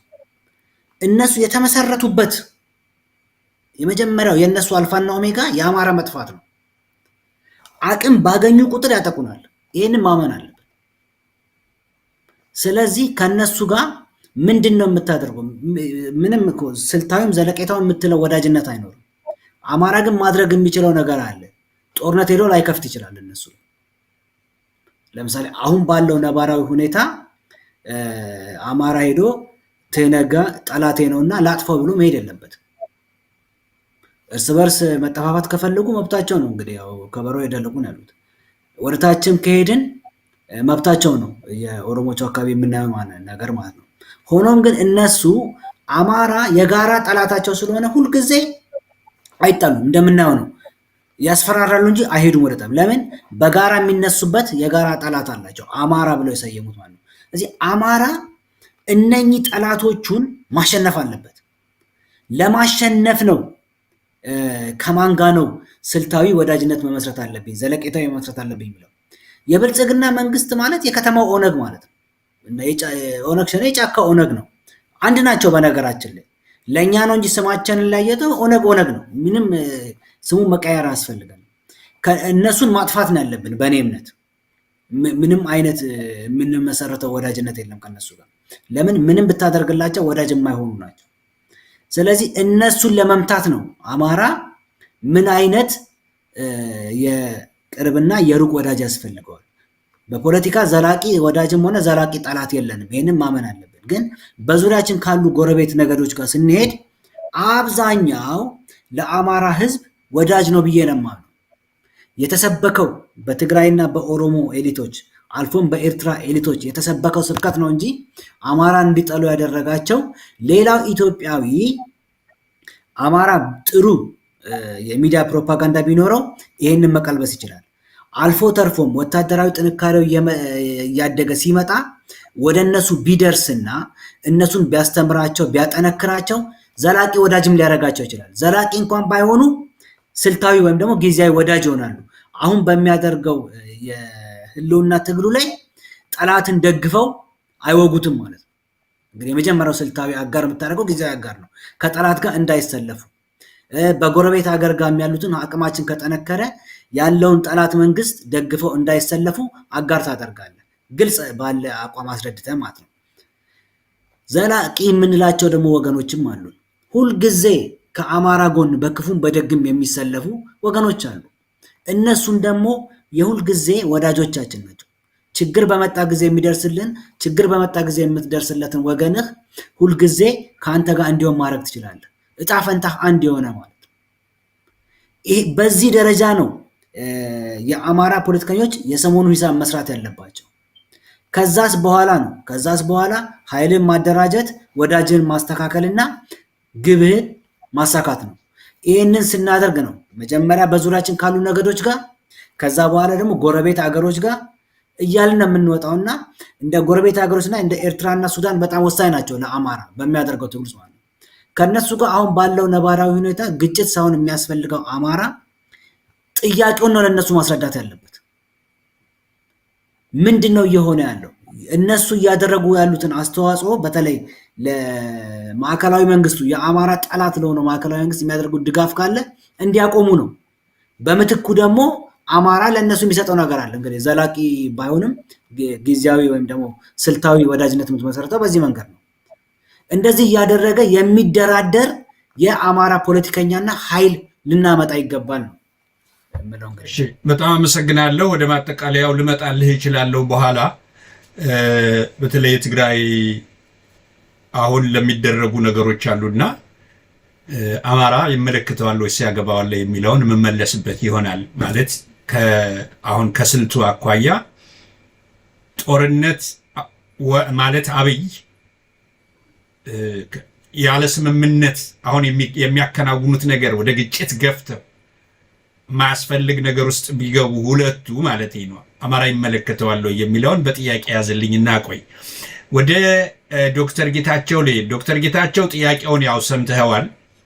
አጠቃላይ ለአማራ ህዝብ ስልታዊ በተመለከተ ነው እና ዘላቃዊ አጋርን አስመልክቶ ነው። አንተስ ከተነሱት እስካሁን ከተነሱት አኳያ አይተህ እነሱ የመለሱትን ሰምተሃልና በአንተ በኩል ምንድን ነው? አመሰግናለሁ። እንግዲህ አርዕስቱ በጣም ሰፊ ነው። እንዲሁ መቼም 10 በ5 ደቂቃ ተተንትኖ ያልቃል ብዬ አላስብም። ግን ጥያቄውን ካነሳው አይቀር አጠር አድርጌ የራሴን አስተያየት ለመስጠት ሞክራለሁ። እንግዲህ ስልታዊና ዘለቄታዊ አጋር ሲታሰብ መጀመሪያ የውስጥ አንድነት ያስፈልጋል። ቅድም እንዳልኩት አንድነቱ በአንድ ድርጅት ውስጥ መታቀፍ ሳይሆን ሁሉም ባለበት ተደማምጦ የሚሰራ የሐሳብ አንድነትና የተግባር አንድነት ይዞ ሌላው ሰው የሚቀናበት በሚሰራው ስራ የሚቀናበት ሆኖ መታየት አለበት ብዬ አስባለሁ። ያን ማድረግ ሳንችል ግን እንዲያው ስልታዊም በለው ዘለቄታዊ አጋር ፍለጋ ብናማትር ባይናችን ማንም ዘወር ብሎ ያይናል ብዬ አላስብም። ይሄን ስል ያለን ጀግንነት ያደረግን ያለው መስዋዕትነት እየከፈለ ያለው ህዝቡ መስዋዕትነቱን ከመናቅ አይደለም። ነገር ግን ነገን አስበን እነዚህ ወንድሞቻችን በአራቱም አቅጣጫ ያሉት ሰብሰብ ብለው ሰው የሚሻማባቸው አብሮ ለመስራት የሚሻማባቸው መሆን አለባቸው ብዬ አስባለሁ። አንዱ ይሄ የውስጥ አንድነቱን ካጠናከርን በኋላ ሌላ እንግዲህ ኃይል አስተላለፍን ስናስብ ቀይ መስመሮች ሊኖሩን ይገባል ብዬ አስባለሁ። ቀይ መስመሮቻችን ምንድናቸው ብለን መለየት አለብን። ለኔ ቀይ መስመሮቻችን መሆን አለባቸው የምለው የአማራ ጥቅሞችና ጥቅሞች ናቸው። አንድነቱን ባስጠበቀ መልኩ ሊገኙ የሚገባቸው አማራን በየትኛውም አቅጣጫ ከሌላው በላይ ተጠቃሚ ይሁን ሳይሆን ተጠቃሚ በሚያደርጉ መሰረታዊ ሁኔታዎችን ዘርዝሮ እነዛን ቀይ መስመር ማድረግ ያስፈልጋል ብዬ አስባለሁ። ያን ካደረግን በኋላ እንግዲህ አጋር የግድ ያስፈልጋል። ቅድም መጀመሪያ ጥያቄ መግቢያ ላይ እንደተናገርኩት ለአንድ ትግል ለድል ለመብቃት ወደድንም ጠላንም አጋር ያስፈልገናል። እንግዲህ አጋር ስናማትር በዙሪያችን ፍጹም እንደተቃቀሰው ኤርትራ ያስፈልገናል። ኤርትራ ህዝቡን ነው የሚለው። ትግራይ አጋራችን መሆን አለበት። ትግራይ ቲፒኤልኤፍ ሳይሆን የትግራይን ህዝብ ነው እያልኩ ያለሁት። ሱዳን አጋራችን መሆን አለበት። እንደውም አንድ በጣም የሚያስገርመኝና የሚያሳዝነኝ ነገር የአማራ ህዝብ ከሱዳን ህዝብ ጋር ሁልጊዜ እንዳይነጋገር እንደተኳረፈ እንዲኖር በሚመስል መልኩ የተደቀነ አንድ የድንበር ጉዳይ አለ። እንግዲህ ከኃይለ ሥላሴ ጀምሮ ደርግ መጣ፣ ከደርግ በኋላ ኢህአዴግ መጣ፣ ከኢህአዴግ በኋላ ይሄ ብልጽግና ብሎ የመጣ ወራሪ መንግስት አለ። እያንከባለሉት የአማራ ህዝብ ከሱዳን ህዝብ ጋር ተፋጦ እንዲኖር ያደረጉት አንድ የስበት አካባቢ ተፈጥሯል። እሱን ሶልቭ ማድረግ አለበት አማራ በራሱ ከሱዳን ወንድሞቹ ጋር ተነጋግሮ ሰጥቶ በመቀበል ሂሳብ እዛ አካባቢ ያለውን ውጥረት አርግቦ በዛ አካባቢ እፎይ ብሎ የሚኖርበት ነገር መመቻቸት አለበት። ለምናደርገው ትግልም እንደ አንድ በር መጠቀም መቻል አለብን። ትግሉን በሚያግዝ ሁኔታ ማለት ነው። እሱ መታሰብ አለበት። ኤርትራም አካባቢ ያለው እንዳልኩት ነው፣ በጣም ያስፈልጉናል። እሱ በአንክሮ መታየት አለበት። እሱን ስናደርግ ግን ያው በፖለቲካ ሁልጊዜ ወዳጁን አትኖርም። አንድ ቦታ ላይ ላትስማማ ትችላለህ። ነገር ግን ሳትስማማ ስትቀር ጥቅምህን ሳታሸራርፍ እንዳለ ይዘህ የምትወጣበትን በጣም ስልታዊ የሆነ ጉድኝት ያስፈልጋል ብዬ አስባለሁ። ትግራይ ህዝብም ጋር እንደዛው ነው። ምንም አንዳንድ ጊዜ ሰውን እስከ መጨረሻው ላታነበው ትችላለህ። ነገር ግን አሁን ካለብን ብሶትና በደል እየተደረገ ካለው መከራ አንጻር ይሄን የሚያሳጥር ከሆነ የህዝቡን ሰቆቃ ወደድንም ጠላንም አጋር ሆነን ለመስራት መገደዳችን አይቀርም። እሱን ካሁኑ አስበን የራሳችን ጥቅም ባስከበረ መልኩ አጋር ማሰባሰብ ላይ ጠንክረን መስራት አለብን ብዬ አስባለሁ።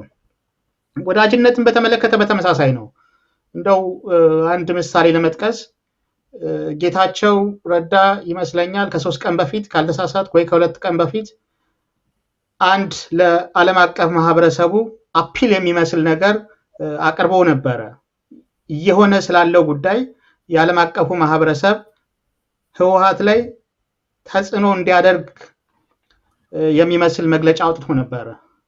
የሚገርመው ነገር ዛሬ ከ25 ሀገራት በላይ የአውሮፓ ህብረትን ጨምሮ መግለጫ አውጥተዋል። ይሄ የሚያሳየን ምንድን ነው? ያዘጋጁት እና ያደራጁት ወዳጅነት በጣም ሰፊ ነው። ምንንም ሊጠቀሙ ይችላሉ። የነበሩበትን ስልጣን ተጠቅመው ሊሆን ይችላሉ። ዋትኤቨር የፈለግነውን አይነት ምክንያት ልንሰጥ እንችላለን። ግን አትሊስት በየቦታው ወዳጅ አላቸው ማለት ነው። እና ይሄን ታሳቢ ባደረገ መልኩ በተለይ ውጭ ያለው ዲያስፖራ ዲፕሎማሲ ስራውን ለአማራ ህዝብ ሰቆቃ ድምጽ በመሆን ሚናውን በለየ መልኩ መንቀሳቀስ አለበት ብዬ አስባለሁ። ካለ ሰዓት አንፃር እዚህ ላይ ላቀርብ። የአፋርም ጉዳይ እንዳይረሳ በዚሁ በደንብ እንድታስብበት ከአጋርነት አንፃር አመሰግናለሁ። በጣም አመሰግናለሁ። እንግዲህ አወዛጋቢ ጉዳዮች አሉ። የዚህ የትግራይ ጉዳይ የህወሓት ከህዝቡ ብለናል። ህዝቡ ምንም ወደፊት አብሮ ኗሪ ነው፣ ችግር የለበትም። በየትኛውም አቅጣጫ ያለው ኢትዮጵያ ውስጥ ያለው ህዝቡ አብሮ የሚኖር ህዝብ ነው። ወደፊት መፍትሄ ሊያገኝ የሚገባው ነው። ግን የፖለቲካ ማለት የአደረጃጀት ይዘው ቅርጽ ይዘው የሚንቀሳቀሱት ግን ህዝብን ወደ አልሆነ አቅጣጫ እየወሰዱ ሲጠቀሙበት ኖረዋል። አሁንም እየኖሩ ነው ያሉበት። ይሄ ነው ዋናው። በጣም አሁን ትብብር ስትጠይቅ ከድርጅት ጋር ነው እና ይሄ የሚቃወም ህዝብም እንዳለ ግምት ውስጥ ማስገባት ያስፈልጋል። ከትግራይና ከኦነግ ጋራ ግንኙነት ፈጠረ ቢባል ፋኖ በጣም የሚበሳጩ በርካታ እንዳለ ይሄንን ግምት ውስጥ አስገብታችሁታል ወይ? አየ ነው ባጭሩ ሂዱበት። እሺ አመሰግናለሁ። አብረ ተጨማሪ በቀጠናው ያለው ጦርነትም ጉዳይ ልታነሳው ትችላለህ። ቀጠና ውስጥ እሱንም ልታውት ትችላላችሁ። ማነሳው በቀጠና አጠቃላይ ያለውን አሁን ስለ ውጊያም ይሰበካል። የአማራን አጠቃላይ ለማዳፈን ተፈልጎ ነው? እንቅስቃሴ እንዳይኖር የአጀንዳ መስጫ ነው ወይስ ምንድን ነው? የጦርነት ነጋሪት ሲጎሰም እናያለን በተለያየ መንገድ ማለት ነው። ሲታወጅ ግን አላየንም። ግን እንዲህ አይነት አካሄዶች በተለያየ መንገድ ሲሰራጩ እናያለን። ይህ ሆን ተብሎ የሚደረጉ ነገሮች በመሆናቸው እና አየነው። እሱን እያጠቃለን ከነማጠቃለያ ይሄንን እያየን እንሄድ። እሺ አመሰግናለሁ። ያው እኮ አጀንዳ አያልቅባቸውም እነሱ አጀንዳ መፍጠርና ሰሞኑን ያለው የጦርነት ነጋሪት የከበሮ ጉሰማው የእውነት የሚዋጉ አይመስለኝም። እንግዲህ ያው ጌች ነካ አድርጎታልና ጌታቸው ረዳ ለምሳሌ አዲስ አበባ ነው ያለው፣ ሸሽቶ ሄዷል። ያው ግልጽ ነው። እኔ የእነሱ ፖለቲካ ባያገባኝም እንደ ትግራይ ሆነ ስታየው ጌታቸው የባንዳውን ሚና የሚጫወት ይመስለኛል በብልጽግና ተወክሎ ያለውና የነ ደብረጽዮን የነሱ ቡድን ደግሞ አብዛኛውን ወታደሩን የሚመራ ነውና አባራውት ሄዷል። ለቢቢሲ እንግዲህ ያው ኢንተርቪው ሲደረግ ቃለ መጠይቅም ሲያደርግ ያለው ሸሽቻ አይደለም አብይ በአካል ተገኝተህ ችግሩን አስረዳ ብሎ ነው የተናገረውና እመለሳለሁ ብሎ ፎክሯል። ዋናው ነገር ምንድነው? ድራማ እየሰሩ ነው ያሉት እንጂ አይዋጉም። ከላይ ኤርትራም እመጣለሁ ከዚህ አብይም እገጥማለሁ እንደዚህ የሚሉት በሙሉ ድራማ ነው። ሁሉም የጋራ ጠላታቸው አማራ ነው። አማራ የተነሳ ከመሰላቸው ሁሉም አንድ ነው የሚሆኑት። በእኔ እምነት አሁን ያለው ነገር ምንድን ነው? ልክ ከዚህ በፊት ጦርነቱን ፈጥረው ከትግራይ አውጥተው አማራ ክልል እንዳስገቡት አሁንም እዛ ለኩሰው ወደ አማራ ክልል አመጣው አማራን እንደገና ሌላ እሳት ሊያነዱበት ነው የሚፈልጉት። እዚህ ጋር ነው አማራ በሳል ፖለቲከኛ የሚያስፈልገው። እነሱ ቢዋጉ ለደንታቸው ነው፣ ባይዋጉ ለደንታቸው ነው። የአማራ ህዝብ በአሁን ሰዓት ወደንም ጠላንም የትጥቅ ትግል ጀምሯል። ስለዚህ ከራሱ ጥቅም አንጻር ነው ማየት ያለበት። ትግራይ ውስጥ ጦርነት የሚጀመር ከሆነ ይሄ ጦርነት በማንኛውም መንገድ ከዛ ክልል ወጥቶ ወደ አማራ እንዳይገባ ነው መሰራት ያለበት። አማራ አይመለከተውም። የዛ ማንኛውም ተረፈ ምርት የጦርነቱ ማለት ነው ወደ አማራ እንዳይገባ ስራ መሰራት አለበት። አማራ የታጠቀ ኃይል አለው፣ ፋኖ ይሄንን መጠበቅ መቻል አለበት። ለዚህ አንድነቱ ያስፈልገናል። ይሄ ተናቦ የሚሰራ የአማራ ኃይል ያስፈልጋል። ልክ ቅድም ስለ አጋርነት ስናወራ ጌች ከትግራይ ህዝብና ከኦሮሞ ህዝብ ብለሃል። ያው ጋሽ ሰው ባለው እንዳልሆነ ህዝብ ጠላት ሆኖ አያውቅም። ድሮ አወኩኝ ተማርኩኝ የሚለው ነው እኮ ችግር እየፈጠረ ያለው በየትኛውም ነገር ውስጥ። ስለዚህ ሄደህ ትደራደር የምትችለው ከህዝብ ጋር አይደለም። እሱን ወክኝ ያለው ብሎ ሳይመረጥ በራሱ በጉልበቱ ተደራጅቶ ኃይል ይዞ የመጣውን ነው የምታገኘውና በአሁን ባለው ነባራዊ ሁኔታ ደግሞ ከትግራይ ወጥተው ትግራይን እንወክላለን ብለው የመጡት ጠላት ናቸው። ከኦሮሞ ወጥተው የመጡት ጠላት ናቸው። እነሱን ማሸነፍ ነው ያለበት። እነሱን ለማሸነፍ ነው ከአካባቢው ኃይላት ጋር አጋርነት የሚያስፈልገን ጊዜያዊም ይሁን ዘለቄታዊ ማለት ነው። ለዛ ነው ስልታዊ ወዳጅ ስንል ጊዜያዊ ብለን የምንጠራቸው አሉ። የሁል ጊዜ ደግሞ ከአማራ ጎን አብረውን ሲደሙ የኖሩ ነገሮች አሉ። ጎረቤቶችን ያልከው ሙሉ በሙሉ የምገዛው ነው። በተለይ ከሱዳን ጋር የተደረገው ነገር አማራ ላይ ሲሰራ የኖረ ቁማር ነው። ያንን አማራ መሳት አለበትና ከዚህ አንጻር ነው መታየት ያለበት። ጋሽ ሱባለው እኔ ማምነው በዚህ መንገድ። በጣም አመሰግናለሁኝ። አንድ ስታሊን የሚሉት ልጅ ሰው ልጅ አልኩኝ ሰው ሚዲያ ላይ የሚጠቀም የትግራይ ሰው እሱ አንደኛ ሲያቀርበው በአጠቃላይ ጦርነት የሚባል የትግራይ ህዝብ አይፈልግም የሚል አስቀምጧል። ህዝቡ ማለት ነው። ህዝቡ አይፈልግም፣ ጦርነት ውስጥ መግባትን አይፈልግም። ከኤርትራም ጋር የሚደረገውን ነገር ጨዋታ ውስጥ ጦርነት እንደዚህ አብይ በሚያዘጋጀው ነገር የጦርነት እንቅስቃሴ ውስጥ የትግራይ ህዝብ መግባት አይፈልግም የሚል አቋም ሲያንጸባርቅ አይቻለሁ። ያ የትግራይ ወጣቶችን የሚያንጸባርቅ አይነት እንቅስቃሴ ነበር ሲገልጽ የሰማሁትና እንደዛ ከሆነ እንግዲህ የትግራይ ህዝብ ሰልችቶታል ይመስለኛል ህዝቡ ጦርነትን። ምክንያቱም የተገኘውን ነገር ከዚህ በፊት ያለውን ልምዱን ከወሰደ ሁልጊዜ የምጠቅሰው ነገር ነበረ። የትግራይ ፖለቲከኞችን አላገኘም፣ ጀብደኞችን እንጂ ፖለቲከኞችን አላገኘም እያል ሁሌም ጠቅሳለሁ። ምክንያቱም ወርቃማ ጊዜዎች ያመለጣቸው ፖለቲከኛ ቢኖራቸው ኖሮ ከአማራ ጋር ጠብ አያስፈልጋቸው ነበር። አማራን መጉዳት አያስፈልጋቸውም ነበር። ያን ወርቃማ ጊዜ ለዘመናት ሊቀጥሉ ይችሉ ነበር። ስለዚህ ለዚህ ነው ፖለቲከኛ የትግራዮች ፖለቲከኛ የላቸውም፣ ጀብደኛ ብቻ ነው የምለው ያለ ምክንያት አይደለም። ስለዚህ አሁንም ያንን ፖለቲከኛ እንግዲህ አፍርተው ከሆነ የምናየው ይሆናል። ማጠቃለያ ወደ እናንተ ልምጣ። ወደ ፍጹም በአንተ በኩልስ አጠቃላይ ይሄ መጨረሻ ላይ ያነሳውት ነገር አለ፣ እሱን ዳስህ የምትሄድበት ማለት ነው። በቀጠናው ያለውን የጦርነት ከአማራ ህዝብ ፍላጎት አኳያ ማለት ነው እንዴት ታየዋለህ? እሱን ዳስኸው ባጭሩ ወደ ዶክተር ጌታቸው ልሂድ።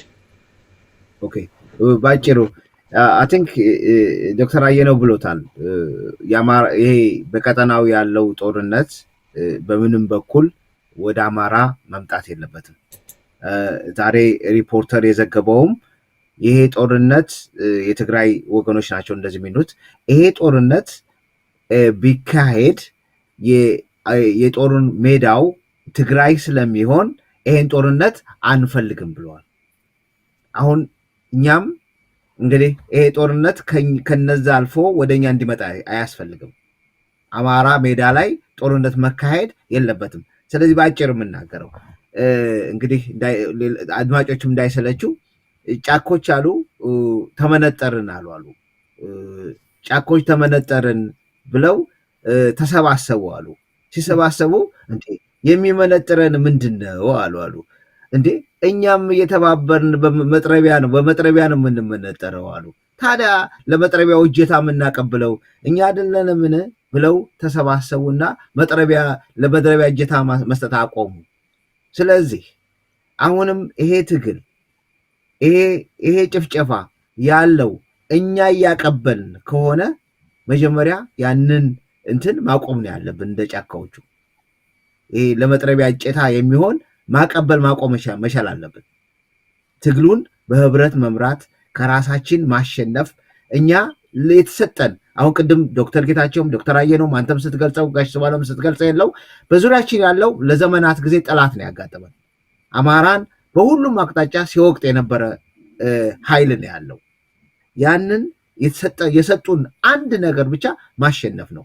ማጠቃላይ የአማራ ትግል ማሸነፍ አለበት የተሰጠን። ያንን ለማድረግ ደግሞ እኛ ህብረት ማድረግ አለብን። የአማራ ትግል ኃይሉን አስተላለፉን ማስተካከል አለበት፣ ወዳጅነቱን ማደራጀት አለበት የሚለው በአፋር ጉዳዮች ላይ በደንብ ልንሰራ የሚያስገባን ፕላን አውጥተን የአፋር ወገኖችን አንጥተን እዚህ መመስራት መቻል አለብን። አንድ ስቴፕ መሄድ አለብን። ያንን ነው ምነው። አመሰግናለሁ ወገኖች። በጣም አመሰግናለሁ ዶክተር ጌታቸው። የቀጠናው ሁኔታ አጠቃላይ አመሰግናለሁ። ፍላጎት አኳያ እንግዲህ ቀጠናው ድብልቅልቅ የወጣ ነገር ትሰማበታለህ፣ ታይበታለህ። ጦርነቱ ይመጣል አይመጣም አስቸጋሪ ነው። እንግዲህ ግን የጦር አዋቂ ነን ከሚሉ ሰዎች ምናልባት ጀነራል ጻድቃንን ባነሳ እሱ የጻፈው ጽሁፍ ጦርነቱ በተለይ ኤርትራ ጋር አይቀሬ መሆኑን የሚመስል ነገር ነው የጻፈው። ይሄም በመሆኑ ብዙ የትግራይ ተወላጆች ስጋት ላይ ናቸው። ስጋት ላይ የሆኑበት ምክንያት እሱም በጽሁፉ እንደጠቀሰው የጦርነት ሜዳው ትግራይና ትግራይ ነው የሚሆነው ነው። ያ ደግሞ ካሳለፍነውና ከደረሰው ሰቆቃ መከራ ተጨማሪ ሌላ ችግር ስለሚፈጥር ያን እንዴት እናስቀር የሚል አይነት ተማጽኖ ያለው ጽሁፍ ነው የጻፈውና እንግዲህ ወደፊት የምናየው ነው። እንዳልኩት የጦር ልሂቅ አይደለሁም፣ አላውቀውም። ለመተንበይ ያስቸግራል የሚጻፉና የሚባሉትን ነገር ከመስማት ውጭ። ያም ሆነ ይህ ግን አማራ የራሱ በቂ የሆነ የመታገያ ኮዝ ስላለው እኛ አላማችን ይሄን ወራሪ ኃይል አሸንፈን ወደ 4 ኪሎ መሄድና የህዝቡን እፎይታ በፍጥነት ማምጣት ላይ ብቻ ነው ማተኮር ያለብን ብዬ አስባለሁ። ያደረግን ያለነውን ትግል ሲከብደው መጀመሪያ አይ ቲንክ ጦርነቱ እንደጀመርን ይመስለኛል አሰብን ብሎ የመጣው አልተሳካለትም። ሐሳባችን መበተን አልቻለም። ከዛ ሄደ ከእንደገና ወደ ሶማሌ ወደብ አገኘሁ አለ። በዛም ደግሞ በልጨርስ ብሎ የአማራ ህዝብ ምላሽ ሰጠው። በዛም አልተሳካም። አሁን ደግሞ ከቦሮ እየደለቀ ነው። እንግዲህ የሚሆነውን ነገር እናያለን። ትግራይ አካባቢ ያለውን ነገር እነሱ ከኛ የበሰሉ ናቸው። አንዳንድ ጊዜ ከኛ የተሻለን ሰው ማድነቅ በጣም ያስፈልጋል ብዬ አስባለሁ። አንዱ መቻቻል በጣም ይችሉበታል። ይሄ መተኳኮስ ልበለው የተጀመረው ካለሳሳትኩ 3 ሳምንት እንደዛ ከዛ በፊት ነው የተጀመረው። ነገር ግን እስከዛሬ ቀን ድረስ በሚዲያ እነሱ አይናገሩትም። ዛሬ የጌታቸውን ቡድን አባራው ልበለው ወይንም ምንም ብለው ልበለው የደብረ ጽዮን ቡድን ቢሮ ከፍቶ ሲገባ በተፈጠረው ሁከት በተተኮሰ ጥይት ከተቆሰሉ ወጣቶች ውስጥ አንዱ ህይወቱ እንዳለፈ ሰምቻለሁ። ሌሎች ሆስፒታል ነው ያሉት። ይሄ በሲቪሉ ላይ ያለ ነገር ነው። ነገር ግን ጦርነቱን ተከትሎ በጣም ብዙ ወጣት አሁን እነሱ በኮቴሽን ቲዲኤፍ ብለው በሚያሰባስቡት ኃይል ውስጥ ስላለ ያ ደግሞ የስብጥሩ ከየትኛውም አካባቢ የሄደ ስለሆነ ትንሽ ውጥረት እንዳለ ትሰማለህ። አሁን እነሱ መከፋፈል ባለለውም ወደዛ የሚመስል ነገር ውስጥ ገብተዋል በአካባቢነት። ስለዚህ የጌታቸውም ይብዛ የሚነስም እሱን ደግሞ የሚደግፍ የሆነ ኃይል አለ። የእሱ አካባቢ ደግሞ በነዛኞቹ በነደብረ ጽዮን ደግሞ የኛ አካባቢ ይሉታልና የታጠቀውም ውስጥ ውጥረት እንዳለ ትሰማለህ። ነገር ግን ያን ያክል ሞኞች አይደሉም ብዬ አስባለሁ እና ትግራይ እርስ በርስ የሚያደርጉት ነገር ይኖራል ብዬ አላስብም። ኤርትራ ግን ያለው ግን አጠራጣሪ ነው። ወደፊት እናየዋለን። ያም ሆነ ይህ የኛ መዳረሻ መሆን ያለበት የራሳችን ኮዝ አለን። ያን የሙጥኝ ይዘን ዓላማችን ማሳካት አለብን። ኃይላችን ከራሳችን ተልኮና ከዓላማችን ጋር በተጣጣመ መልኩ ወዳጆቻችን ማሰባሰብ መቻል አለብን እላለሁ። አመሰግናለሁ። በጣም አመሰግናለሁ ዶክተር ጌታቸው፣ እንደዚሁም ሁላችሁንም ኢንጂነር ፍጹም፣ ዶክተር አየነው እናንተን በአጠቃላይ ለቆይታችን ምስጋና ይድረሳችሁ። እንደዚሁም ተመልካቾቻችን እንግዲህ አንዳንድ ነገሮችን ያዳመጡ ይሄ አይገባም፣ ይሄ ይሆናል፣ ይሄ አይሆንም እያሉ የወሰዱት ሐሳብ ይኖራል። ታዲያ መታወቅ ያለበት ሐሳብ መለዋወጥ ላይ ነው ያለነው፣ ውይይት ላይ ነው ያለነው። ይሄ ውይይት የሚጠቅመውን ነው መውሰድ የሚያስፈልገው፣ የማይጠቅመውን ደግሞ ታችሁ ማለፍ ነው። የኔ ምክር ይሄ ነው የሚሆነው ማለት ነው። ስለዚህ ገና የምንከራከርባቸው ገና ሐሳብ ወደ አንድ አቅጣጫ የምንመጣበትን መንገድ ገና ብዙ ውይይት በአማራው መካከል ያስፈልጋል። ገና ብዙ ውይይቶች፣ ብዙ መመማሮች ያስፈልጋሉና ይህን ግምት ውስጥ አስገቡልን። የትግራይም ሆነ የኤርትራ ጦርነት በእኔ በኩል ይነሳል ብዬ አላስብም። ምክንያቱም አብይ አጀንዳ ሰጥቶ ሊያከራክረን ሊሞክር ይችላል፣ ሊያወዛግበን ሊሞክር ይችላል። ግን በፍጹም መውደቂያው ስለሆነ መውደቂያውን ቀድሞ ሊያዘጋጅ አይችልም እና መውደቂያው ላይ ጥንቃቄ ስለሚያደርግ ትንሽ ማራዘም ስለሚፈልግ ኤርትራም ላይ ጦርነት ቢሞክርም አይችልም። የቱን ሰራዊት ያሰማራዋል? በሙሉ ያለ አማራ አካባቢ ነው። አማራ ክልል ብሎ በከለለው ውስጥ ስላለ የትኛውን ሰራዊት ነው የሚያዘምተው? ምናልባት አብይ ከነ አገኘው ተሻገር ጋር ሊሄድ ካልፈለገ በስተቀር በሙሉ ሰራዊቱ ያለው እዚህ ጋር ስለሆነ ያንን ሊያከናውን አይችልም። ትግራይ ውስጥም እርስ በርስ ሊያባላ የሚችልበትን ሁኔታ ይፈጥራል ከቻለ እርስ በርስ። ግን የትግራይ ህወሓት ራሱን ያደራጀ ይመስላል። ራሱን አደራጅቶ የወጣና ይሄን እርስ በርስ ለማባላት የሚፈልገውን እነሱ እንግዲህ የሆነ ስም ሊሰጡት ይችላሉ። እኛ ባንዳ እንደምንል እነሱ ደግሞ የሆነ ነገር ሊሰጡት ይችላሉ። ያንን ሰጥተው ራሳቸውን መከላከል የሚችሉ ይመስለኛል። ምክንያቱም መሳሪያው እጃቸው ጋር ነው ያለው፣ ህወሓቶች እጅ ላይ ነው። ኃይሉ ፎርሱ እነሱ እጅ እስካለ ድረስ ያን ሊያደርጉ ይችላሉ ብዬ ነው የማምነው። ስለዚህ የሚነሳ ጦርነት አይኖርም። አጠቃላይ ጦርነቱ ያለው ከአማራ ጋር ነው፣ ከፋኖ ጋር ነው። ሰራዊቱ ያለ የሌለውን እዝ በሙሉ አስገብቷል። አማራ ክልል የቀረ እዝ አለ ወይ የሚለው ነው። የትኛው እዝ ቀረ? በአጠቃላይ በኢትዮጵያ የሰራዊት ታሪክ ውስጥ የቀረ እዝ አለ ወይ? አማራ ክልል ያልገባ እዝ አለ ወይ? እየተቆነጠረ የቀረ ትንሽ ሊኖር ይችል ይሆናል እንጂ ምናልባት 7-8 እዝ መሰለኝ ያለው በሀገሪቱ ውስጥ 7ቱም እዝ አማራ ክልል ገብቷል።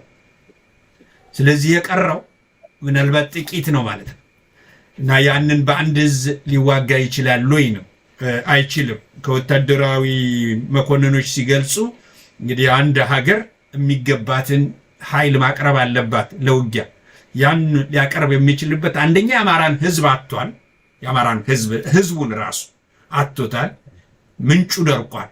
ሰራዊት የሚወስድበት ኃይሉን የሚወስድበት ምንጩ ደርቋል። ስለዚህ ያለውንም እንኳን አለኝ የሚለውን ደግሞ አስገብቷል። ስለዚህ የትኛውን ነው ሊወስድ የሚችለው? የአማራ ክልልን ጠቅልዬ ልውጣና ወደዛ ሊሄድ ካለ ደግሞ 4 ኪሎ እንደሚሆን ያውቀዋል ቀጥታ ያለ ውጊያ። ስለዚህ አጣብቂኝ ውስጥ ስለሆነ ይሄን ያደርጋል ብዬ እኔ በግሌ አላስብም። ታዲያ ተመልካቾቻችን በተለይ በአማራ ክልል ውስጥ ስለ ባንዳነት አንስተናል። በባንዳነት የምታገለግሉ ብለን የምንላችሁ የአማራን ጥቅም አሳልፋችሁ የሰጣችሁ በተለይ የጀግናው ጀነራል አሳምነው ጽጌን ቃል የበላችሁ በአድማ ብተና ውስጥ የተሰማራችሁ የቀድሞ ልዩ ኃይሎች እናንተ በታሪክ ውስጥ ግንባር ቀደም ተጠያቂ እንደምትሆኑ ጥርጥር የለው። በደህንነት ሙያ ዛሬ እየተያዛችሁ ያላችሁትን እያየን ነው። ህዝባችሁን ለገንዘብ ብላችሁ አሳልፋችሁ የምትሰጡ በሚኒሻነት ተሰልፋችሁ ነገ እድርም ከማህበራዊ ግንኙነቶችም የምትነጠሉበትን ስራ እየሰራችሁ መሆኑ ይሄ ግልጽ ነው። ታዲያ ከህዝባችሁ የተነጠላችሁ ባንዳ ብትባሉ ያንሳችኋል። ስለዚህ ባንዳነት ነጭ ስለሆንክ ጥቁር ስለሆነ አይደለም። በአጠቃላይ ወገንክን አሳልፈ ከሰጠህ በባንዳነት የምትፈረጅ ነህ። በየትኛውም ቦታ የተለያየ ስም እየተሰጠ ይፈረጃል። ይሄ ነው የሚሆነውና በአጠቃላይ አብራችሁን ለቆያችሁት ከባድ ምስጋና እያቀረብኩ ለጠላቶች ደግሞ ለአማራ ጠላቶች ልብ ይስጣችሁ እያልኩ በቀጣይ ፕሮግራም እስከምንገናኝ እናንተንም እያመሰገንኩ ተመልካቹንም እያመሰገንኩ ሰላም ቆዩልን። መልካም ጊዜ። ገዢ ያልደፈረን ባልጠላት ያልበደን አማራነትን ተላብሰን አማራነትን ተኩለን ነፃ ህዝቦች እንደነበር ነፃ ህዝቦች እንሆናለን። አማራንን ነፃ ህዝቦች ታሪክ ባምዱ የዘከረን ቀኝ ገዢ ያልደፈረን ባልጠላት ያልበደን አማራነትን ተላብሰን